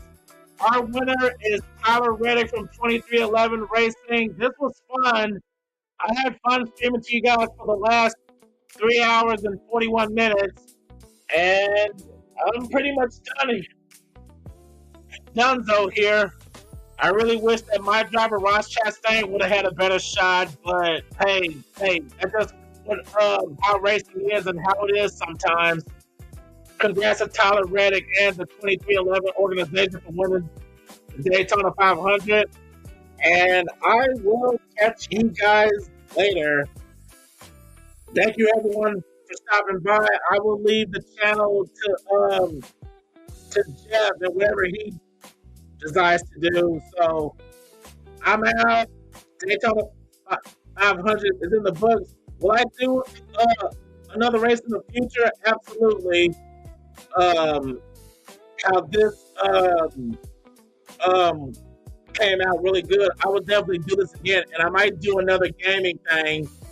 For those of you who are members of my NR 2003 series on Facebook, I will be putting up the second to last team that I plan on using for the truck series.